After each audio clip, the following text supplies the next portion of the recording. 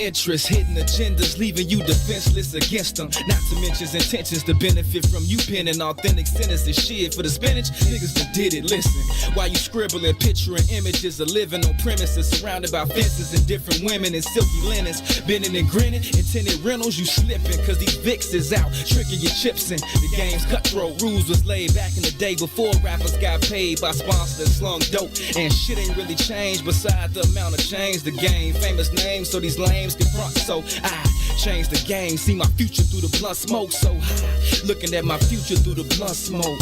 We can chop it up, get our profits up, get this dust. If you just rotate with me, yeah, it's not a song I'm trying to put you on or what I'm on. If you just rotate with me, yeah, we can chop it up, get our profits up, get this dust. If you just rotate with me, yeah, it's not a song I'm trying to put you on or what I'm on.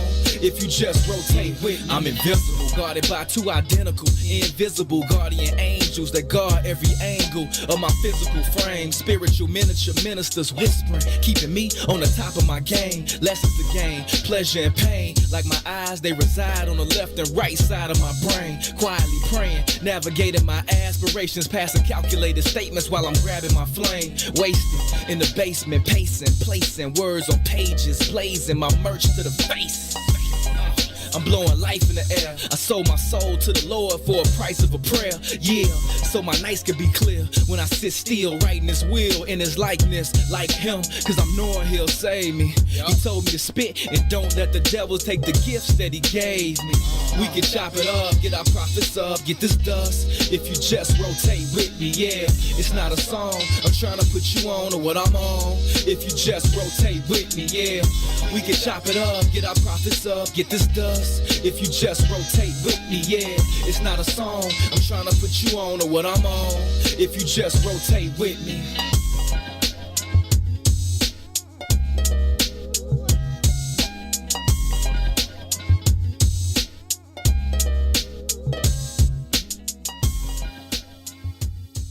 That's why we shine wherever we go.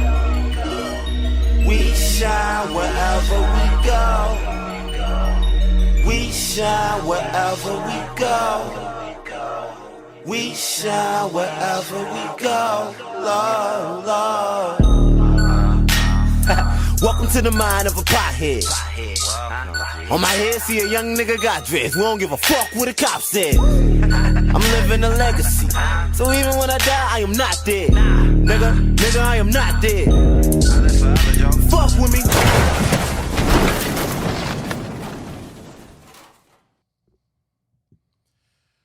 Great afternoon to you wonderful people. We are going to run this thing back, man. We had to reset it to kick it off again. Thank y'all so much for choosing to stick around. We are back, and we are here until 6 o'clock alongside Tucson One. My name is Herb Howard. This is I Said What I Said. It is intellectual thuggery at its absolute finest here on a Relationship Friday. We exchange pleasantries. We welcomed y'all in. We said hello. Y'all said hello back. Tu's good. I'm good. He's blessed and highly favored. I'm feeling amazing. I'm well rested and feeling pretty darn good this afternoon. We did not say what's up to little bro Ron. Really, what's happening? What's the word, big bros? Ain't nothing to it, man. How you feeling enough? If I feel any better, I'll sell myself. See, Stealing your shit. I would much rather you like steal some shit out of my brain than just my words. Okay, just start listening to me a little bit, man, so we don't have to fight all the time. You know what I'm saying? Got you. Everybody in the comments blaming the restart on Ron. Because they're smart. Yeah, that's just usually how They're it smart. works. They understand. There's no point in fighting. Whatever goes wrong here, Ron fucked it up. Just know that. 100%. That's exactly what happened. They are not wrong about that, and they know that, and it just is what it is, and that's how it is going to be. Y'all would look to, what is that, my left? Probably my right for y'all. But if y'all look next to me, y'all will notice there's an additional person here in the studio. Joining us live in the studio this afternoon is a very, very special guest. Tucson, you want to introduce our guest? No, not really. You should do it. No. Squad! Gang shit. Gang. Joining us live in the studio today is the one and only Miss Shanita Howard. Shanita is my wife. Shanita, how are you? I'm good. Is her mic on? Nah, we ain't getting nothing in the mic. Jesus Christ, Ron. No, it's not your fault. It's Ron's fault. Goddamn Ron. It's Ron's fault. Jesus, Ron. She got a mic now, Ron? Shanita, how are you? Oh, yeah, I'm good. How you doing? Feeling pretty good, man. Feeling pretty good. Thank you so much for coming, for take some time out your schedule to come through and chop it up with us here on this Relationship Friday, no less. Yeah, I love Relationship Fridays. I don't really want to be on this part of the discussion, but it's all good. Oh, you don't want to be in the front of the Relationship Friday. You kind of like to watch it. I do. Well, we getting in your business today. What would be the fun in that? Right. Oh, goodness. Come on. I have a lot of fun when I'm at home. Life is not a spectator sport. You got to get the Yeah, game. get in the game. All right, Give me I'm game. here. I don't miss an opportunity to chop it up with two, so it's all good. Get in. What? Never mind. Yeah, whatever. Chop it up with me all the time. Nah, that's definitely what's up, man. I was messing with Two when I got to the studio today because Two been here all day. I'm proud of you, man. You've been this here is some all fuck day, shit. man. You You know, I don't don't usually commit to be shit in the like studio this. all Yeah, day I like don't commit that. to no bullshit, though. I'll get paid. Yeah, right. This is a function. Rub me my money. What do you say? And Yeah, talking about I'm Friday. Shout right. out to Debo. Shout out to D. Rest in peace to Debo. Boy, we say, Yeah. cap my money, fuck with bitches. I thought you was talking about Friday. I thought you was talking about the original Friday when Smokey, the scene that Debo was in. Principalities, man. No, right before Debo knocked out Red when they was shooting dice and Chris Tucker had the dice and he like, I won, give me my money. He was like, you what? I lost. Hello. Oh man, definitely rest in peace to Debo, man. Tiny Lester, 62 years old, man, passed away. That's early, but you know. That's normal for black men. Yeah, 65 is nothing that probably surprises pretty us. much the average. I think once you get around that 60-something age, They're a bitch, man. They're kinda- killing us in every way possible. every way possible, man. Every way possible. I wonder why women live so long. Black women. They get on our nerves so long. Why don't y'all die at 65? You got an idea? Yeah, we are more responsible with our bodies. That's what you think? Yes, I think it's More y'all just responsible with y'all bodies. I think so. In what ways? Our health consciousness, how we eat, what we allow in our spaces. What black women you talk about? I mean, I guess I'm talking for myself. No, okay. I'm just saying. Okay, Y'all let it moving on early. Because, you know, y'all two will get to go, and I'll just kind of sit back and watch y'all. 'Cause that this topic is can get me in regular. trouble. I'm not going to go down that line. Yeah, this is regular. This is regular. I hope she get her together today. Nicole. Come on. Anyhow, we got a lot of things we want to talk about with y'all today. Obviously, this is Relationship Friday. On Fridays, we reserve this time to talk about relationships. We feel like until we can get that thing solved, right, the relationship dynamic specifically between black men and black women, on that foundational level, everything else that we want to build on top of our in our communities, whether you talk about economics, agriculture, education, whatever it is, we don't think that has the opportunity to reach its fullest potential until we get that relationship dynamic solved. And so we put time aside each and every week to have this relationship conversation. So thank y'all again for being a part of the conversation. Shout out to my cousin Ray. I see you in the comments. Ray has been here for Relationship Friday as well. He's talking about, wait a minute. Wait, what's going on? What's happening? Hold up. What is happening? Ain't nothing happening, man. We're just having a regular old conversation, man. So, again, thank y'all so very, very much for choosing to be a part of the conversation. Shout out to the Bigs, man. They just wrapped up another dope edition of On the Soil, as they always do. They held it down. Make sure y'all come out here on Sunday, too.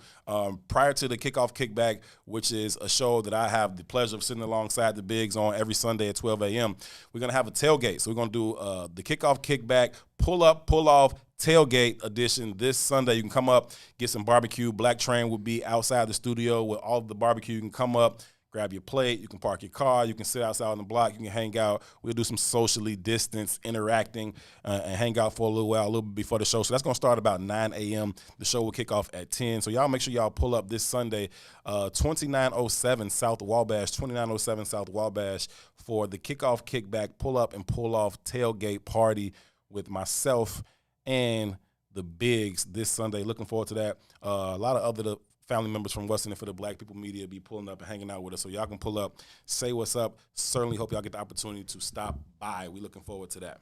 That definitely should be dope, man. I know usually we try to have a balance, right? Specifically on Fridays, right? Because we want to approach the conversation of relationships from a very, communal and in a lot of ways an intellectual perspective, right? Yeah. But we also know that that's usually challenging. It's usually challenging because I don't think it's like fat people when, you just assume they know how to cook. You know what I mean? It's just, that's not real though. Right? Like how Most they talk people- about if such and such, if whoever cooked the food arms don't look like this and shit, Yeah, all then that I don't shit. want it. Right. But if your arms look like this, you probably don't know much about food. To be honest with you. That don't mean your food ain't fat though. It don't mean your food ain't fire, but you don't understand food Sure, from that's a a fact. scientific perspective. Because That's if a you fact. did, your arms wouldn't look like that. That's true. Same thing with relationships. We all can have them, but very few of us really dive deep into understanding them. You know what I mean? Mm-hmm. But usually on Fridays when we had that conversation, like I was saying, we try to have a balance. But Shanice is very bright, so I don't want to do none of that smart shit today. I just want to do some ignorant shit. Just get straight into some ignorant shit. I want to go straight to the ignorant shit. That's why I should have stayed at home. Nah. What fun would that Glad- be? Let's glad- get right to the ignorant glad- shit. I started to sing out an agenda. Glad you came on through, man. Listen, I said I did say that you and I are married. I guess when we got married in like 2010, so 10 years ago, a little over 10 years ago, we got married. But that's all I said about you. Why don't you introduce yourself to the people, man? Because you are more than married to me. You are Hello. intelligent. You are. Hello. Hold on, That's first of all, what that's I want. Hello. That's what I want to talk about. We're not gonna Having bury the our lead. own Ownership. identity. that is Ownership. the lead, right? that is your greatest accomplishment. No? Let's tune into this video. Hello, everybody. I am Shanita Howard, as Herb said. I am an educator by nature and by trade. I have lots of talents and lots of gifts, but today I'm just happy to be part of the IsWiz community, chopping it up, talking about relationships. Work for you, it worked for me, man. So to send me this video, Did I send you this video? Did you send me this video? you definitely sent it I to sent me. this to you. Every time it's super ignorant. Every time you put send that it. on my jacket. Every time. No, that's not how it works.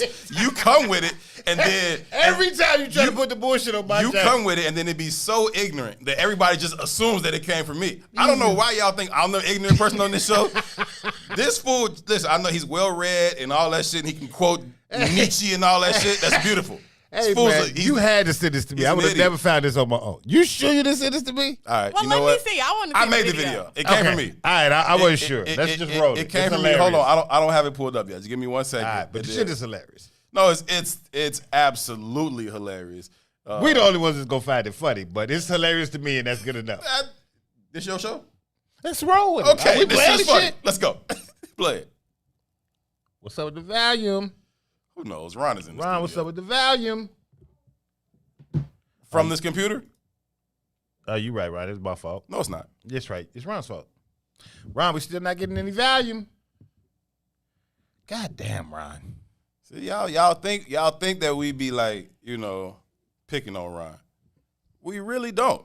I'm gonna trade Ron in soon as we get the opportunity. Flo been coming in here every Who's the day. white boy? Who's the white boy? Who's the white We need boy? who's the white boy back there helping you. You know what I'm saying? Flo Jesus, being Ron. here, Esco Jesus. being in here, like, Jesus Christ of God Latter-day Saints. Damn, Ron. So anyway, You're messing up the flow. we're gonna So play we'll get y'all back to that when video. we get to that. We're gonna play y'all video eventually of a brother who is teaching brothers how to Find places to live. shelter. Shelter. How can you go about finding shelter? How to be an effective hobosexual. A hobosexual. I love that. Oh, Lord. I love it. But So- it speaks about the economic situation. See, that's how we get into the intellect part of it, right? It's intellectual thuggery. It's right. It speaks about the economic situation and how the social economic situation dictates how we relate to one another. So when his brother lays down his understanding, because he has a scheme, he has a strategy of how to become a homosexual. And I don't want to speak to his strategy because it was all new to me. I'd never really been abreast of how this works. But he has an understanding of how to make it work efficiently every time. Yeah. So he's looking for places to have sex and he's homeless, or what is this? He's looking for a place to live by having and he's sex. leveraging his ability to sound like have a lot of sex brothers I to know. do so. You say it sound like a lot of brothers you know? Mm-hmm. You know people who live off their dick? Yes. Well, Don't we salute all? to them. You know, I support you. You said don't we all? Mm-hmm. You live off your dick? No. Oh, okay. I didn't know what you meant when you said don't we all. Oh, well, I mean, Oh, don't we all know brothers who live off their dick? yes, that's what Okay, I meant. I feel you. I follow you. I follow you. Say more. You know any sisters like that? Any sisters who live off their vagina? Yeah. It becomes the natural way to relate at some levels, doesn't it? It does. Some people, I mean, that's their asset. That's sad. Oh, is it? That's what you got to offer. I think people should use their talents to. You got to use what you got to get what you Hello. want. Ronnie the Ho quotes in this joint. You know what I'm saying? Sometimes you got to use what you got to get what you want. That is just it's just that simple. Hey, Ron, I bet you it's this. Ron, do you know that chord that we was looking at earlier? Pop that one out and switch it with this one. Yeah, Ron's fucking up the flow. Yeah, you know, Ron is gonna be Lil Ron, and you know, it's just gonna be what it is. Since It happens. He's working hard to make corrections. he's always Yeah. working hard, but never confuse activity with productivity. You know what I'm saying? never confuse the two. He's very, very active. And just for future not very references, productive. we're never empathetic to anything Ron fucks up on. We just, I Yeah, see. nah, fuck that. So we Like, clear. he does you got to be forged in the fire. he does Lil Ron shit, and this is how we educate. Yeah, we don't do participation trophies at all. So anyway, since we on Ron, let me tell you about last night. Okay, let me tell you about last night. While Shauna and them was up here, they wrap up they special broadcast, and as they getting ready to go, because Lil Ron had been at Shauna all night. Right. One Shauna because had the bump out. right, He one because she trying was to super slugging tailgate. around the studio last night. She absolutely was. She had her slug on full display last night. And then two, Ron was trying to get her to rap. Right? Ron trying to get her to rap all night, even though they came and performed their whole album. Ron trying to get her to just rap. He really just wanted her to show him some attention. It wasn't about rap. Is that what Just it talk was? To me He's wanted a little attention. Say something to me, please. Right. He's not figured out how to spark conversation with women outside of, paying Clearly. attention to their interest. Clearly. That's why he needs to pay attention to homosexual man. That's what he knows needs. how to dictate conversation. That he knows how to dictate conversation. Ron is a non-starter when it comes to conversations with the opposite sex. Hey. Unfortunately, we do. 'Cause see, every time you try to defend yourself, it encourages me to further elaborate on the subject of which I'm speaking. I have not yet told that story from, what was that, about a week ago? Just about a week ago. Yeah, it was about a week ago, and I haven't yet told that story for why we were so disappointed in you. Don't make me expose that story, sir. We're going to start calling Ron up. What's his name? What's your Right. What's your name again? Right. What's your name again? God, that was hilarious. Anyhow, I'm going to hold that one on just for a little bit longer because I think Ron is nervous every time I'm bringing it. Do you think we can play this video, Ron? Okay, cool. All right. We'll roll with that, Ron. We'll play it after the break at 47. We'll come back with the video. But it is absolutely hilarious. Nonetheless, this is what happened. What is a slug, Miko? Somebody educate Miko on the slug, please. Yesterday, after they get done with the broadcast, Ron like, yo, spit some bars. I want to rap. Battle me, right? Because Ron raps. I've heard Ron's music. I like some of it. He spit. So Shauna like, okay, you want to rap? Okay, I got some bars for you, right? So I'm gassing this thing up like, yeah, let's go. Ron gets to rapping. Ron spits a verse. The verse was fine. Nothing really wrong with it. Then Shauna rap. Whole different experience. Bit his motherfucking head off. Like Completely. AU versus the professional. It was completely different. Ron like, oh shit, let me rap again. She's like, nah, I gave you one chance. You should have came with your coldest shit. Ron was scared. He got himself embarrassed last night. But it happens, Ron. Next time you'll be ready, right, bro? No. Okay, cool. It was great practice. Yeah, it was an exhibition and it was not good. It was not She good. need to be nurturing. Yeah, of course, That's what's wrong with. That's why we got homosexuals right now. It's too much goddamn nurturing of these little boys that don't become men. Homosexuals. Homosexual. Okay, cool. I'm gonna keep clarifying that because it sounds a lot like homosexual. Hobo. Okay. B instead of M. I don't think I'm Bo-sexual. nurturing. I'm just optimistic. Again, homosexual creator over here. I think that's the problem, right? We're too optimistic, and it goes back to the conversation I was having earlier with my man, with Dr. Lance, right? At some level, man, and this is, when we come into these conversations, I don't want to be on one side or the other. I think that's how these conversations usually take place. It's like, well, men do this and women do this, and it really doesn't look at the overarching understanding of what's really the problem in our situation, in our society, Right. right? So And we shouldn't overgeneralize. I like generalizing. You do. I know, I do. So some of it though, I like generalizing. yeah, it is what it is. But I think in essence, partially why relationships fail is because the social order of our community is out of order, right? I think that we move. I think our polarities have been disrupted, right? I think women operate outside of their feminine polarity. I think men operate outside their masculine polarity. And this is not just in regards to their relationships. This is in regards to how we manage and maneuver through life, right? So again, to that, I said earlier I was a student of Amos Wilson, and part of that understanding of masculinity, specifically manhood, not masculinity, but manhood specific, he says that manhood is a goal, right? It's something to be achieved. You just don't grow into manhood, right? It's like to give you perspective, if you was born into a hunter-gatherer society, until you master hunting and gathering, you can't become a man. It just is what it is, right? So we have been born into a war-torn, oppressive society, right? And until we overcome that oppressor, we don't really reach manhood collectively.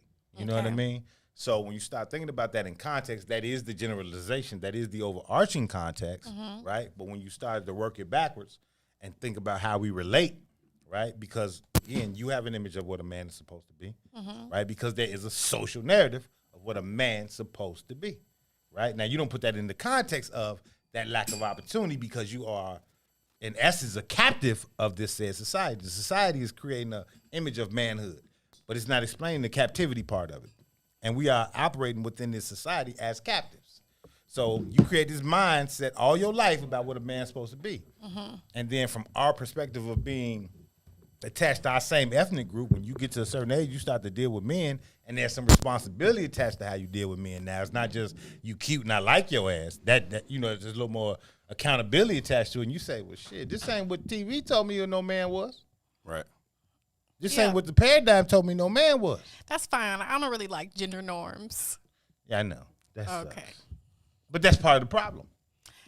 I don't think so. I think that for somebody who's always talking about our vibrations and elevating it, Here you etc. go, throwing my shit at me. Here and you go. I love doing it. I think that we have to acknowledge that we're all individuals and we have individual experiences and purposes and paths for our lives. And so to be classified or grouped based on societal norms and ideas about what a role is today, especially taking captivity into mind, I just think is a disservice to us. Somebody who's always talking. I'm sorry. It's all good. We should pull the video. We can get to it. We're going to finish your statement. I It's some did finish bullshit. my statement. You was distracted. No, I wasn't. I could hear half of it until you got to the point. The point is that it does a disservice, especially considering captivity, our individuality, and elevating ourselves. When you start saying a man should be, a woman should be, it just Why does it cause a disservice? because I'm Shanita, an individual. Masculine, feminine, whatever energies come together to create myself, that's who I am, and I shouldn't have to conform to match what the norm is. And just to talk about us in those polarities, I think it just doesn't match. Is all too. Well, see, I disagree though. I think it makes sense. Makes perfect sense from my perspective, in the sense that there's power within a grouping. That's the whole purpose of community, right? It's a consensus around an idea. Yeah, so there's a consensus around the idea of femininity. There's a consensus around the idea of masculinity. That consensus creates a grouping. That grouping creates power. I won't argue against that. I just still think that gender roles are limiting. Okay, I won that battle. Let's get to this video. So basically, what you do is got the video? you go over the Run it back, man. So let's I get need to to the laugh. homosexual homie. The homosexual. That's hilarious. You ready? You Yeah, tell go me ahead, when you play. ready. So basically, what you do is you go over to girl house. You know what I'm saying? This is the first time she let you come through. You know what I'm saying? You gotta hit her at her house the first time. This is the only way the plan's gonna work. So you get her to let you come over there and hit her at her crib. You dog it down. You feel me? Beat the doonies all the way down. Pause.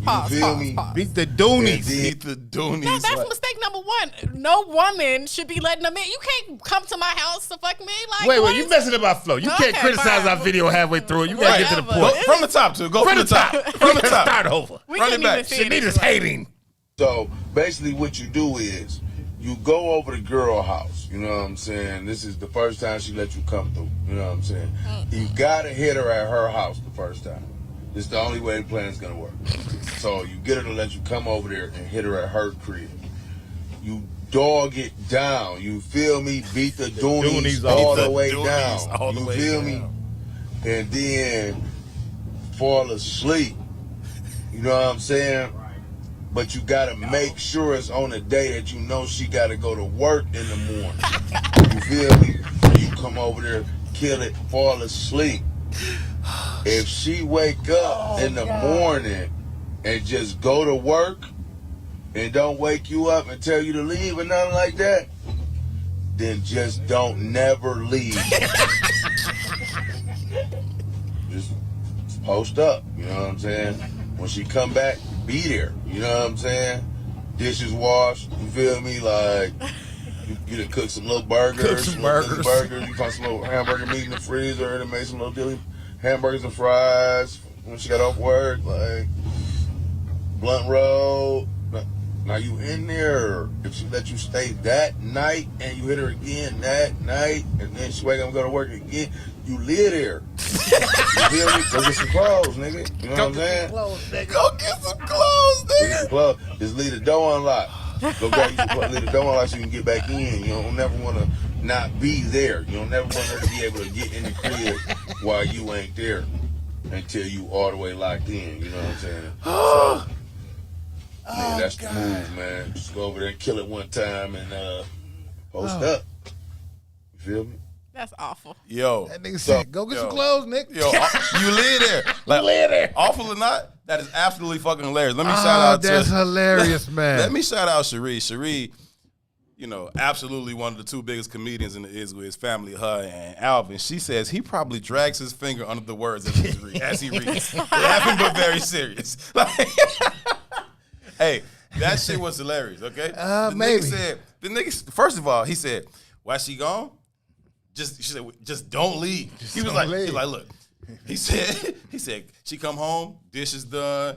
You just said you done cook something some to eat. burgers. You done made some burgers off some ground beef that you found in her fridge. Like, you found some ground beef in her fridge. You done made some burgers, blunt roll. If she let you stay again and you hit again, Nigga, you live you there. live there. Go get some clothes. Go get some And she deserves it because she set herself up. Unpack that. What you mean?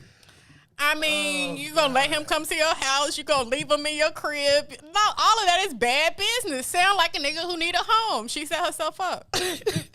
But back to relationships, frequencies, and energy. Fuck, that's funny. Right?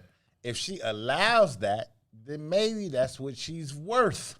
She's attracting it for She's sure. attracting that, right? So maybe that's the reflection that she needs in her life in that time and in that moment, Exactly. right? Yeah. So granted, he ain't shit. It's funny, Hilarious. but obviously, she ain't shit either. And that's the part that we don't never think about. We never internalize the we ain't shit in this part of the relationship. How do you hit somebody for the first time, right? First time you ever been in their crib, you hit them for the first time, they go to work. You just fucking laying in their bed like, I'm just gonna stay. Whole time she up getting dressed, you steady pretending like you knocked out just to see if she don't wake you up. I've been through different phases of manhood, and I can understand it. It happens. Yeah.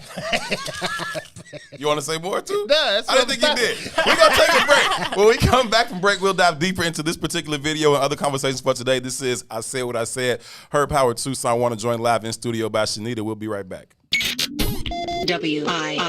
WIFTBPM. Food, culture, impact. What's in it for the Black People Media is proud to support The Woodlawn, located at 1200 East 79th Street. The Woodlawn is an innovative economic center for the entire family. Stop by and try our jerk-inspired menu. Plus, get details on our new Igloo Dining Experience. Restaurant, event space, cultural space. For more info about reservations or our COVID-19 friendly space, visit us online at www.thewoodlawn1200.com.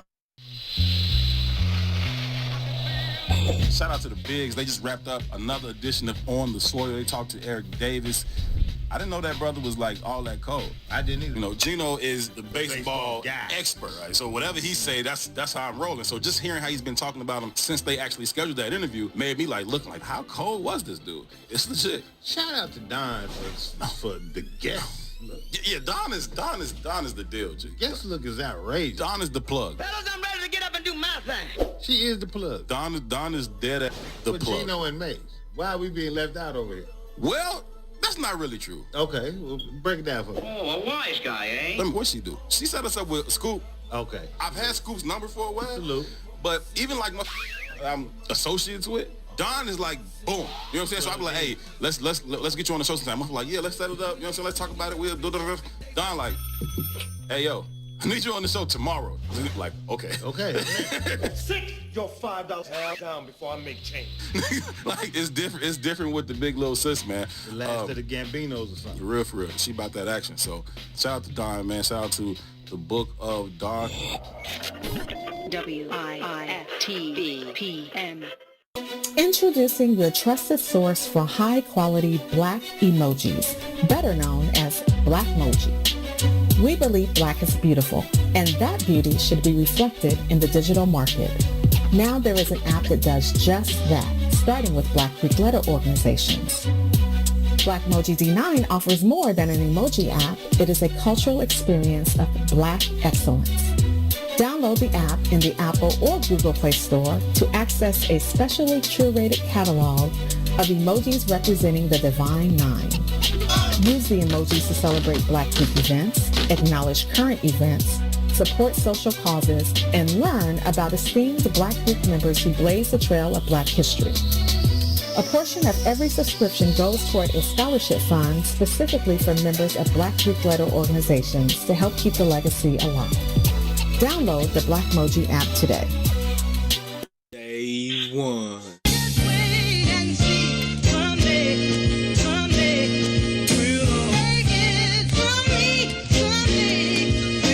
I like how that sound right there, man. You know what I'm saying? You know what I'm saying? That's kind of inspirational. It's like everybody got a goal. They're trying to reach or alive. They're trying to live, man.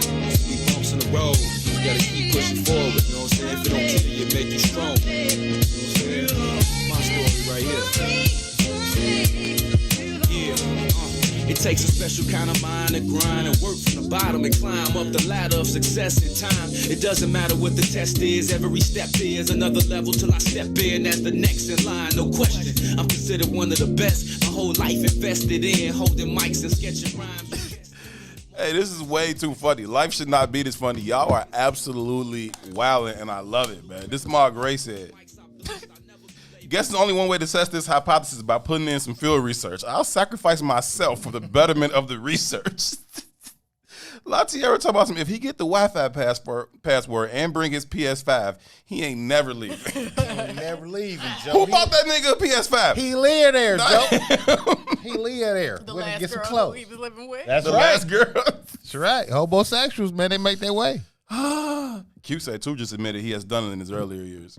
Yeah, Two just didn't want to elaborate on the conversation. Two didn't say he admitted to anything. That's just didn't see any purpose in elaborating on the conversation. Tiara Show said the same thing. He said from the last house he left, he took it out of a sunroom. When he Right.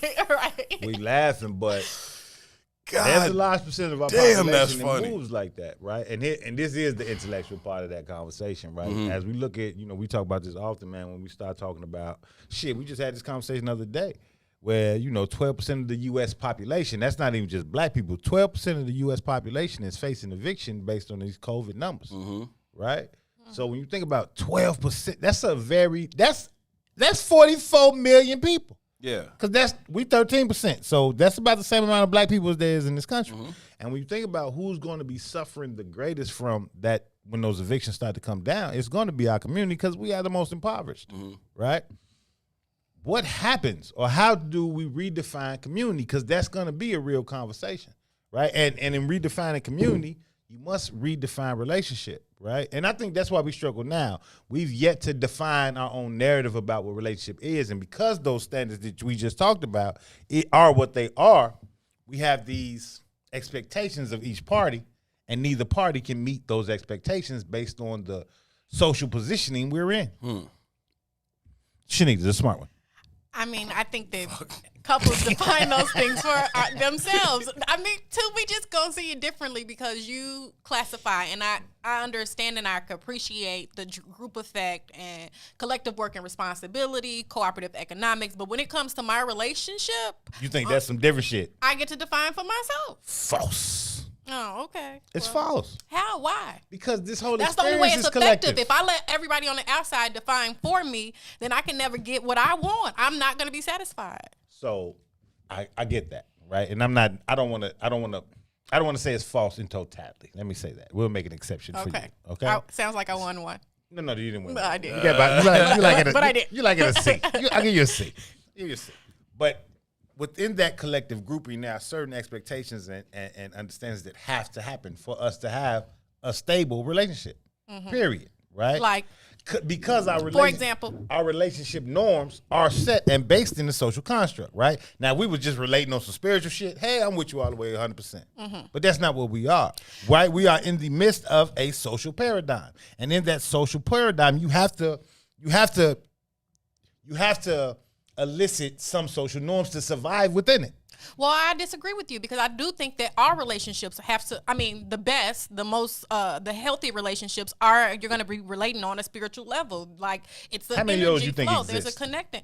Hey, What percentage of, not just black people, just the world populace are really operating in love? What do you think? I don't think think it's over that- 10%? I don't think that there is 10%. I think the woke 10%. population is rising. 10%. Do you think Maybe, it's over 10%? yeah, I give you 10%. Shit. I I bet it won't be 3%. So okay, so let's do the experiment. Take any 10 people you know, right? Any 10 people you know. Are they operating? Is one of them? I'm saying take 10. Is one of them operating in love and spirituality, or is everybody out of those 10 people? Because all you need is 1 out of 10 for the 10%, right? Is one of them operating in that space? Was everybody like, well, this person fucks me the best. This is where I'm at. Damn everything else. This person has money. This is where I'm at. Damn everything else. But I think Zero. the question is only relevant because 2 is coming or pushing out this thought that there's some kind of group think and we should fit inside some norms. And I'm saying that that's not the way to be in healthy relationship with people, is trying to match some norm, especially if that doesn't match who you are. Oh, yeah, 100%. You know I agree with that. But I fully also agree with 2. I also think that even within that, you have motherfuckers that's like, yo, yeah, I love you. All this shit is whatever. But this person fucks me amazingly, or this person got bread, or this person whatever. Like, and we'll throw all the other shit away. But they could be relating with that person, all 3 of those people. I'm not saying that they ain't relating and connected in some kind of intimate way. There's satisfaction for them. So here's my pushback. Oh, yeah, they definitely satisfied. Like, we agree. They doing it for a reason. Go ahead. Here's my pushback. We operate in the space of relationship like it's separate from every other relationship that we have on this planet. Right? We have a relationship with capitalism. We have a relationship with work. We got a relationship with art. We got a relationship with every fucking thing. Right? But those are all still defined by norms.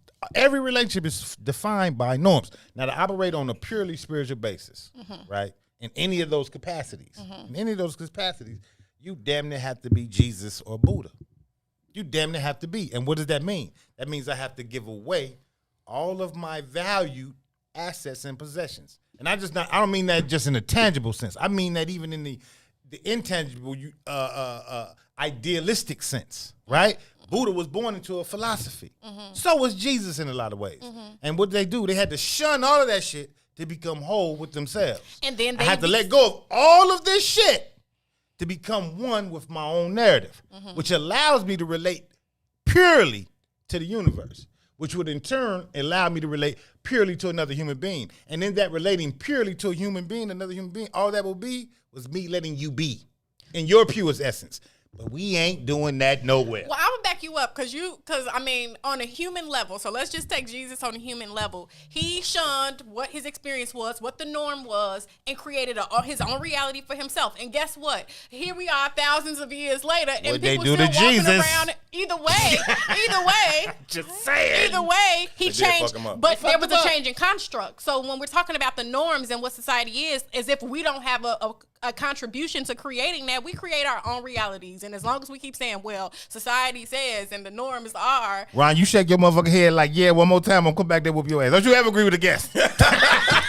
I'm just saying. No, so I think as usual, the truth lies somewhere in the middle for me, right? I hear what both of y'all are saying, and I agree with elements of what both of y'all are saying. I think that you do absolutely create your own reality, and I think that it's a lot of shunning the societal norms or accepted constructs of what relationships should look like or what an individual should look like. You got to kind of let go of all that shit, like, whatever, I am me, right? I am Herb, this is how I do, right? This shit happens to me a lot on Relationship Friday, right? One for like, nah, Herb, you wild and you on some whole other shit. That's fine. It's still my shit though, right? That's still my most authentic version of myself, right? And to be unapologetic in that is what then allows you to live out the experience that you actually want. Now, I also look at I also feel your side of it in terms of, well, who's actually fucking like relating like that? Who's actually on some, fuck every, like in terms of with each other. Like, you know what? I'm allowing you to purely be yourself. Like that is where I find the value in exactly who you are. Everybody's like, yeah, I like you, but I would really like you if you were this. If I would really, really like you if you acted like this. Like I want you, but I really want you like this. Like I just told you who the fuck I am. I just told you who I am and who I want to be. Do you like that? No? Cool. Move around. Yeah, but that's because people need to develop their own kind of self-worth in order to be able to see the worth and the value in other people's. I mean, then you let them change it up how do you develop self-worth outside of the constructs of the society in which you are in, right? If we were in, I don't know, some country in Africa, right? And polygamy was the norm, then the value system would be different than what the value system is in America, because that social structure creates the value system, right? So when I say have the conversation I'm having, it sounds esoteric as fuck. But if you think about it like this, if we all dumped into a fucking body of water, or ocean per se, right? That whole body of water is the capitalist social structure. It just is what it is, right? Now I might want to just take a day off from fucking swimming or treading water. But the day you take off, the day your ass drown. It is, the social structure is the social structure. So to me, what I'm hearing, you can correct me if I'm wrong, what I'm hearing you say is that when people step outside of that social structure, they're going to drown. In every sense of the word, right? And I mean that because that's what we value. Pause it. We got to take a break. I want you to unpack that piece. How do people drown or begin to drown the moment they let go of what is deemed to be the acceptable social norms in a given society or a given construct? This is I Said What I Said. Tucson Warner, Herb Howard, joined live in the studio by Shanita Howard. We'll be right back. Yeah, WIFTBPM. Maze Jackson. If you could make up a social media holiday, what would it be? Randy said National Don't Let No One Put You Down Day. No one. What you gonna do? So when they say something crazy, you slap them? Be like Maze said. Ricky said a Jukathon Day. Man, we're about 60 years old. I be done had a heart. You gotta get your heart rate up. Okay, not that far. Yeah. All right, Mario said my favorite one. My friends and I do what we call National Call Off From Work Day. As a business owner, I don't. You don't like that? Yeah. I don't like that. Because I'm the boss of this family. We got Marcus Garvey Day from Remy too. Oh, Marcus Garvey Day. All right, what will we do on Marcus Garvey Day? Call off from work. I'm going to need you to go ahead and come in tomorrow. That would be great. Okay? Yeah, right. well, every black holiday has something to do with calling off from work. You're cool. I'm out. About National Join a Positive Black Organization Day, because I don't want to be recruited. I don't want to be recruited and the brothers be like, thank you. Thank you. How about National Tell White People the Truth Day? Tell them how you really feel. You can't handle the truth. Why don't we call that National Black People Get Locked Up Day? I'm going to tell them there's an African-American man threatening my life. Hello. The most dangerous show in the morning. What's up, good people? Y'all go accept my request on the page so I can do the Why would we do that? Why would we do that? I'm trying to do the survey. Why would we let you in? Why would we let you on the... You talking about the Iswiz Book Club page? No, why would we're going to let you in, Ron. You need to read. I'm with that.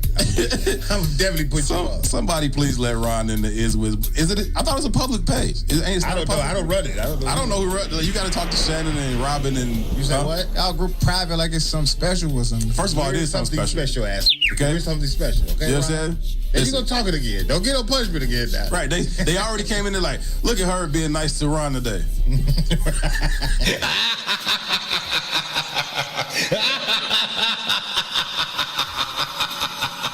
It wasn't gonna last. He always messes. I think Asia came in like, for now, like just for a little while. Just for a little while. Just for a little while. Just for a little while. Somebody let that man in the page. Somebody let that man in the page, Robin. Please let him in.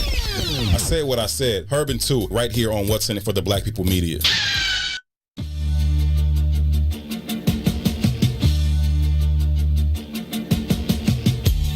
Chip on my shoulder, big as a boulder. From all the years I've been doubted, left out, and simply looked over like niggas ain't see the massive potential. I see murder weapons where all you see is a pad and a pencil. I do truth for self. I learned you worth more when you ask for nothing. Thoughts of killing shit, my brain's a weapon of mass destruction. Nuclear thoughts lead to atomic verses. Me and Max attack with a common purpose. I stole them niggas, you stole out your mama purses. You bitch niggas been disloyal since KB Toys. The streets gave me poise. No Melvin's, just a bunch of Rodneys and baby boys. Listen, I'm not the one that you should try your luck with. Get abducted, fucked up, and then left in a rusted bucket, biatch. Sick train of thought, only y'all can conduct it. Just when they thought I was dusted and not a touch, I adjusted, and bounced back like I had Spalding on me. I am God, the clouds open. What's happening, good people? We are live back inside the beautiful What's In It for the Black People Media Network. Alongside Tucson One, my name is Herb Howard. We are thrilled to be joined live in studio by the one and only Shanita Howard. Shanita, appreciate you taking the time to come through and chop it up with us. We appreciate your intellect and your perspective on this here Friday, Relationship Friday. Happy to be here, whenever you ask. Okay, well, what you doing Monday? No, I gotta work. I gotta work. See how motherfuckers lie to you real Lie fast? in your Look face. you right in your face whenever. Monday. That's right. 45-year-old rapper, you're good with me. See how they just throw them lines around? It's quick, man. It's all good. With a smile, too. Anything you need, let me know. Oh, he's a dreamer. Anything you need, you just let me know. Too, before we went to break, you were pushing back. Shout out to my boo, Candace, for saying, call it for W the pushback king. Oh, that's what I do, baby. The pushback king. Before we went to break, you were pushing back on this idea that the moment a person kind of withdraws their own personal connection or value system from that of the stated or acceptable norm of society or the construct there within, they begin to drown. What does that mean? You outcasted no matter what. It's just like wearing a dashiki in a goddamn job interview. Mm. You understand what I'm saying? Culturally, that Western suit ain't really my culture. Right? But if I wore that shit to the job interview, I could mark me off as not getting that goddamn job. Depending on where you interview. No, man, I depend my ass. Unless I'm going to work at the goddamn African clothing store, my ass is done. You cook because you are operating outside the social norm. It's no right or wrong. It's just outside the social standard. Perhaps there was a time where I would agree with you, but I'm at the space of I'm Perhaps bringing my there was a authentic self into every situation, and I'm winning. Let me be clear. Oh God. Okay, I'm listening. I mean, that's it, period. You show up as yourself, everything is going to be, you're going to attract what is for you. And all I'm saying is you ain't attracting society at large. You're attracting the people that are in your path, on your journey, in your immediate surroundings. You really irritate me back there. Ron, what? Get girl, get him girl. What the fuck is wrong with you, man? What? He back there? He's back there You have cheering a for microphone. Sinead. What are you saying, bro? I can't hear you. Oh, he can't talk. Oh, Good. that's He can't great. talk. Don't touch that. Fuck up Don't shit. you touch that shit. Don't I touch appreciate the nonverbal cues. Whatever, man. I just said we was talking about law of attraction earlier. That's all. Right. Yeah, failures. That's it. I'm just saying. God, I love Lil Ron so much, man. But I disagree. I forgot where we was at. Wherever we was at, though, I disagree. You saying people gonna drown if they start doing their own thing outside of what societal norms are. I say when you operate outside of those social constructs, you do drown. And I just gave you several different analogies of how. Like, it's not I'm not speaking like this ain't no abnormal shit. This is this is not rare. This is not rare air. This is normal. This is normal. There are certain constructs that you fit into to survive. It is what it is. If you poll 10 women or even 10 men on the street, right? What are you looking for in a relationship? I can almost guarantee you that the top 10 answers out of all 10 of those people from both sexes would mirror one another. They might not come up in the same order, but they would mirror one another. And I've done like anecdotal kind of conversations around that construct, right? And the one thing that always blew me about when you ask them questions, all of the answers are based in transactional shit. You rarely ever hear character. You don't hear that shit. You hear security. He got to have even the goddamn construct of being equally yoked, right? The shit that they pull from outside the Bible, which ain't in the Bible, it was goddamn made by economists. You know what I'm saying? What does equally yoked mean? Constructually, the way we deem it or we think about it is if I got this, then you should have this. If I got this, then you should have this. But that's not true. It's an equal spiritual yoking, right? This is why the law of attraction is real. Because when your spirit is in this fuck place, you're going to meet some fuck place people. Period. When your spirit is in a good place, you're going to meet some good place people, right? And part of getting to the good place, because this is all of our journeys. It's is going that you through the gotta fuck go shit. through the fuck places. Right, exactly. Right? But what we do, because we're afraid to face the challenge of the fuck places, we run from it. What we don't learn from that process, though, is like school. If you don't get past 101, motherfucker, you're not going to 102. Right. So until you deal with them fuck place people, you're going to keep retaking that Encountering class. fuck Right, you got to have that lesson again. You're going to keep getting that lesson in a different partner. Right? But it's also, most people can't get to that ex-partner because their understanding is based in transactional behavior. Yeah, because they're fucked, so they're continued to be. But that is the vast majority because the very construct of America is based on a fuck shit theory. But here's the contradiction in what you're saying and the messaging that No you're putting contradiction, out. but I'm listening. No, there is. I'm listening. Break it down to me. Either we're choosing for ourselves and we're attracting what matches who we are, or if we do something outside of that, we drown it automatically, and now we need to get back in line with everybody choosing else. for ourselves within the confines of the structure in which we in. So I've had an argument with the therapist one day. Like you've heard this from me before because you listen all the time. Now, is Lil Ron picking fights with grown women? I don't know. Lil Ron's a chop. Listen. But I don't know if you remember this conversation we had with the therapist, and I'm talking about the mental health therapist one time. And they was talking about, I have a theory. Yeah, you don't like, I can't stand that shit. Right, I know. But they go with this theory of when they talk about, what I don't even want to say crazy. What's the word they use for it? Mentally unstable, maybe? I ain't gonna say the B word. I'm gonna say what did he say on the movie on Baby Boy? He said I ain't gonna call it the B word. I'm gonna say unstable creature. Unstable creatures. Right.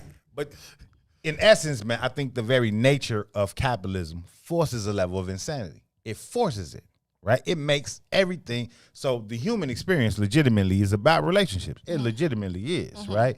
And that relationship should be based in the pureness of connecting spiritually. Right. Right? And that's just not sexual relationships or romantic relationships. That's every relationship. You know what I mean? Right. Everyone should mirror you in some manner, and it should grow you in some manner, right? And vice versa for the person that you're relating with.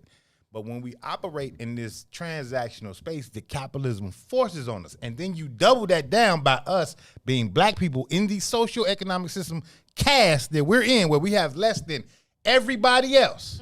It makes us the most transactional of the groupings here. Right? So we looking for the motherfucking leg up in every situation. And the very nature of relating spiritually, again, like I said, it just allows the other person to what? Just to be. Just be you. That's fair too, and I think that there's an upbringing and you're raised. But you have to recondition yourself. In going through those experiences, you start to realize, okay, maybe I was taught this way, but that's not really working. I'm not finding satisfaction in that. And so I think that anybody who's reflective and thinking about their experience and trying to grow isn't going to keep repeating that same value set. I'm with it. I think we in alignment All right, there. cool. I think there's a difference between the possibility and what is. I think that's why we have these conversations. We should aim for the possibility, but we got to acknowledge what is. For some. For the group. I just can't. Look, I'm a black woman. Floyd If that don't Mayweather match whooped my a whole lot of ass. what That you don't make talking- all us the great boxers. So we can't place the data on these anecdotal small groups. The vast majority of us move XYZ way. So All the right. group has to be placed in that XYZ group. All right, cool. I'll give you that. Thank you. I win again. I guess. I'm just attracted to pushback people. That's like whatever I put out into the world brings me back pushback people. They just come. I just draw them in. I push back. So I love to get y'all two together so y'all can push back at each other. It is phenomenal. Both of y'all are very intelligent. Both of y'all are very passionate, and both of y'all are very, very stubborn as well. Man. So it's always a good conversation that usually gets us somewhere by the end of the discussion. So I appreciate both of y'all perspective. Well, let me push back on you real fast. Jesus Since Christ. The opportunity has presented itself. What you got? Normally, I'm listening from home, and you like to bring up your personal experiences, and it always finds a place in certain discussions. And Sure. usually when referencing me, it's like, oh, my ex-wife. But today, it was a different kind of introduction, and I'm just curious as to, I'm interested to why you're curious about that because we had a conversation about that. I know what my perspective. After last Friday's show, you was watching it, and you was like, "Well," and matter of fact, you left the comment in the comment section. I did. Like, until you dead or divorced, it's not an ex-wife thing. And I say, you know what? You're right. But I've also You didn't say that. I Oh, you did say that you to You did. Eventually. I was just said gonna that say to you. stop bringing up old shit, but I just No, let's go. Let's go. We good. That ain't gonna get us out I of mean, here. I just really wanted you to clear it up for the audience because There's nothing to clear up. It's inconsistent messaging. I've said it all the time. This is what I've said in terms of why I would have been referring to you as my ex-wife. I had a wife for a very, very long time. I know what it means to have a wife. For the last year, I have not had that. Oh, okay. And so to continue to refer to you as that person was like, nah, that was the person that she used to be to me. Right? But your point was valid. And so I said, okay, I agree with you. And so I started back referring to you that way. Oh, okay. Does that work for you? Yeah, you can clear it up. That's I was cool? just curious. Mm-hmm. Okay, cool. Anything else you want to push back on? No, I mean, I got a question about that. I don't fully understand. Come I on. think that's a question?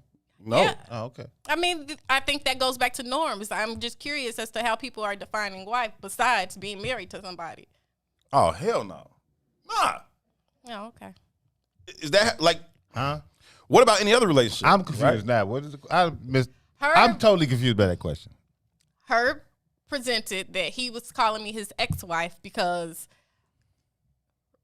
relationship-wise. Because I've had a wife for a long time. I know what it means to have one. That hasn't been our dynamic for you. Mm-hmm. And so I'm saying, how are you defining wife? I just assumed it was whoever you were married to. Yeah, I mean, I guess legally, sure, right? Legally, sure. By the white man standard. Right, by the white man standard in black and white. By the white man's social norms. Yes. You are my wife. I am your husband by the white man standard. By the spiritual, relational standard, that hasn't been the case for quite some time. Now, to both of our credit, we're figuring this thing out, right? We're figuring out what the new normal looks like. And even as we had that particular conversation, which was aside from what we call it, I said, even if we decide to create a new normal for what our relationship looks like, I still don't think that I would refer to you as my wife. Remember we had that conversation too in the kitchen? And I was like, nah, because there's a lot that goes along with that I think as our relationship has evolved, doesn't necessarily fit within that particular construct because of all the extra shit or that is kind of placed upon those titles. Titles come with a lot of shit. I never call you my bitch or even my boo. There's so much in the name that come much like, you know what I'm saying? Like there's a lot of things that come with with a name that is applied to people. And so yeah, it's a lot of shit to that. But I feel you, and I can tell you was touched by it. And I don't want you to be touched. I love you. You're my best friend. I came back to that. I came back off of that. I was just curious. That's cool. Yeah, moving on. Okay, cool. We're going to take a break. When we come back, Shanita and I might still be married. This is I Say What I Said, Herb and 2, joined live in the studio by Shanita. Ron is in the studio doing, y'all know what he be doing. He's fucking up. We'll be right back after this. WIFTVPM.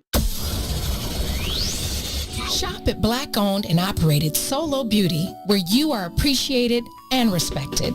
Located at 8158 South Cottage Grove, Solo Beauty can supply all of your black hair care needs. Solo Beauty is open from 11 a.m. to 8 p.m., Tuesday through Saturday.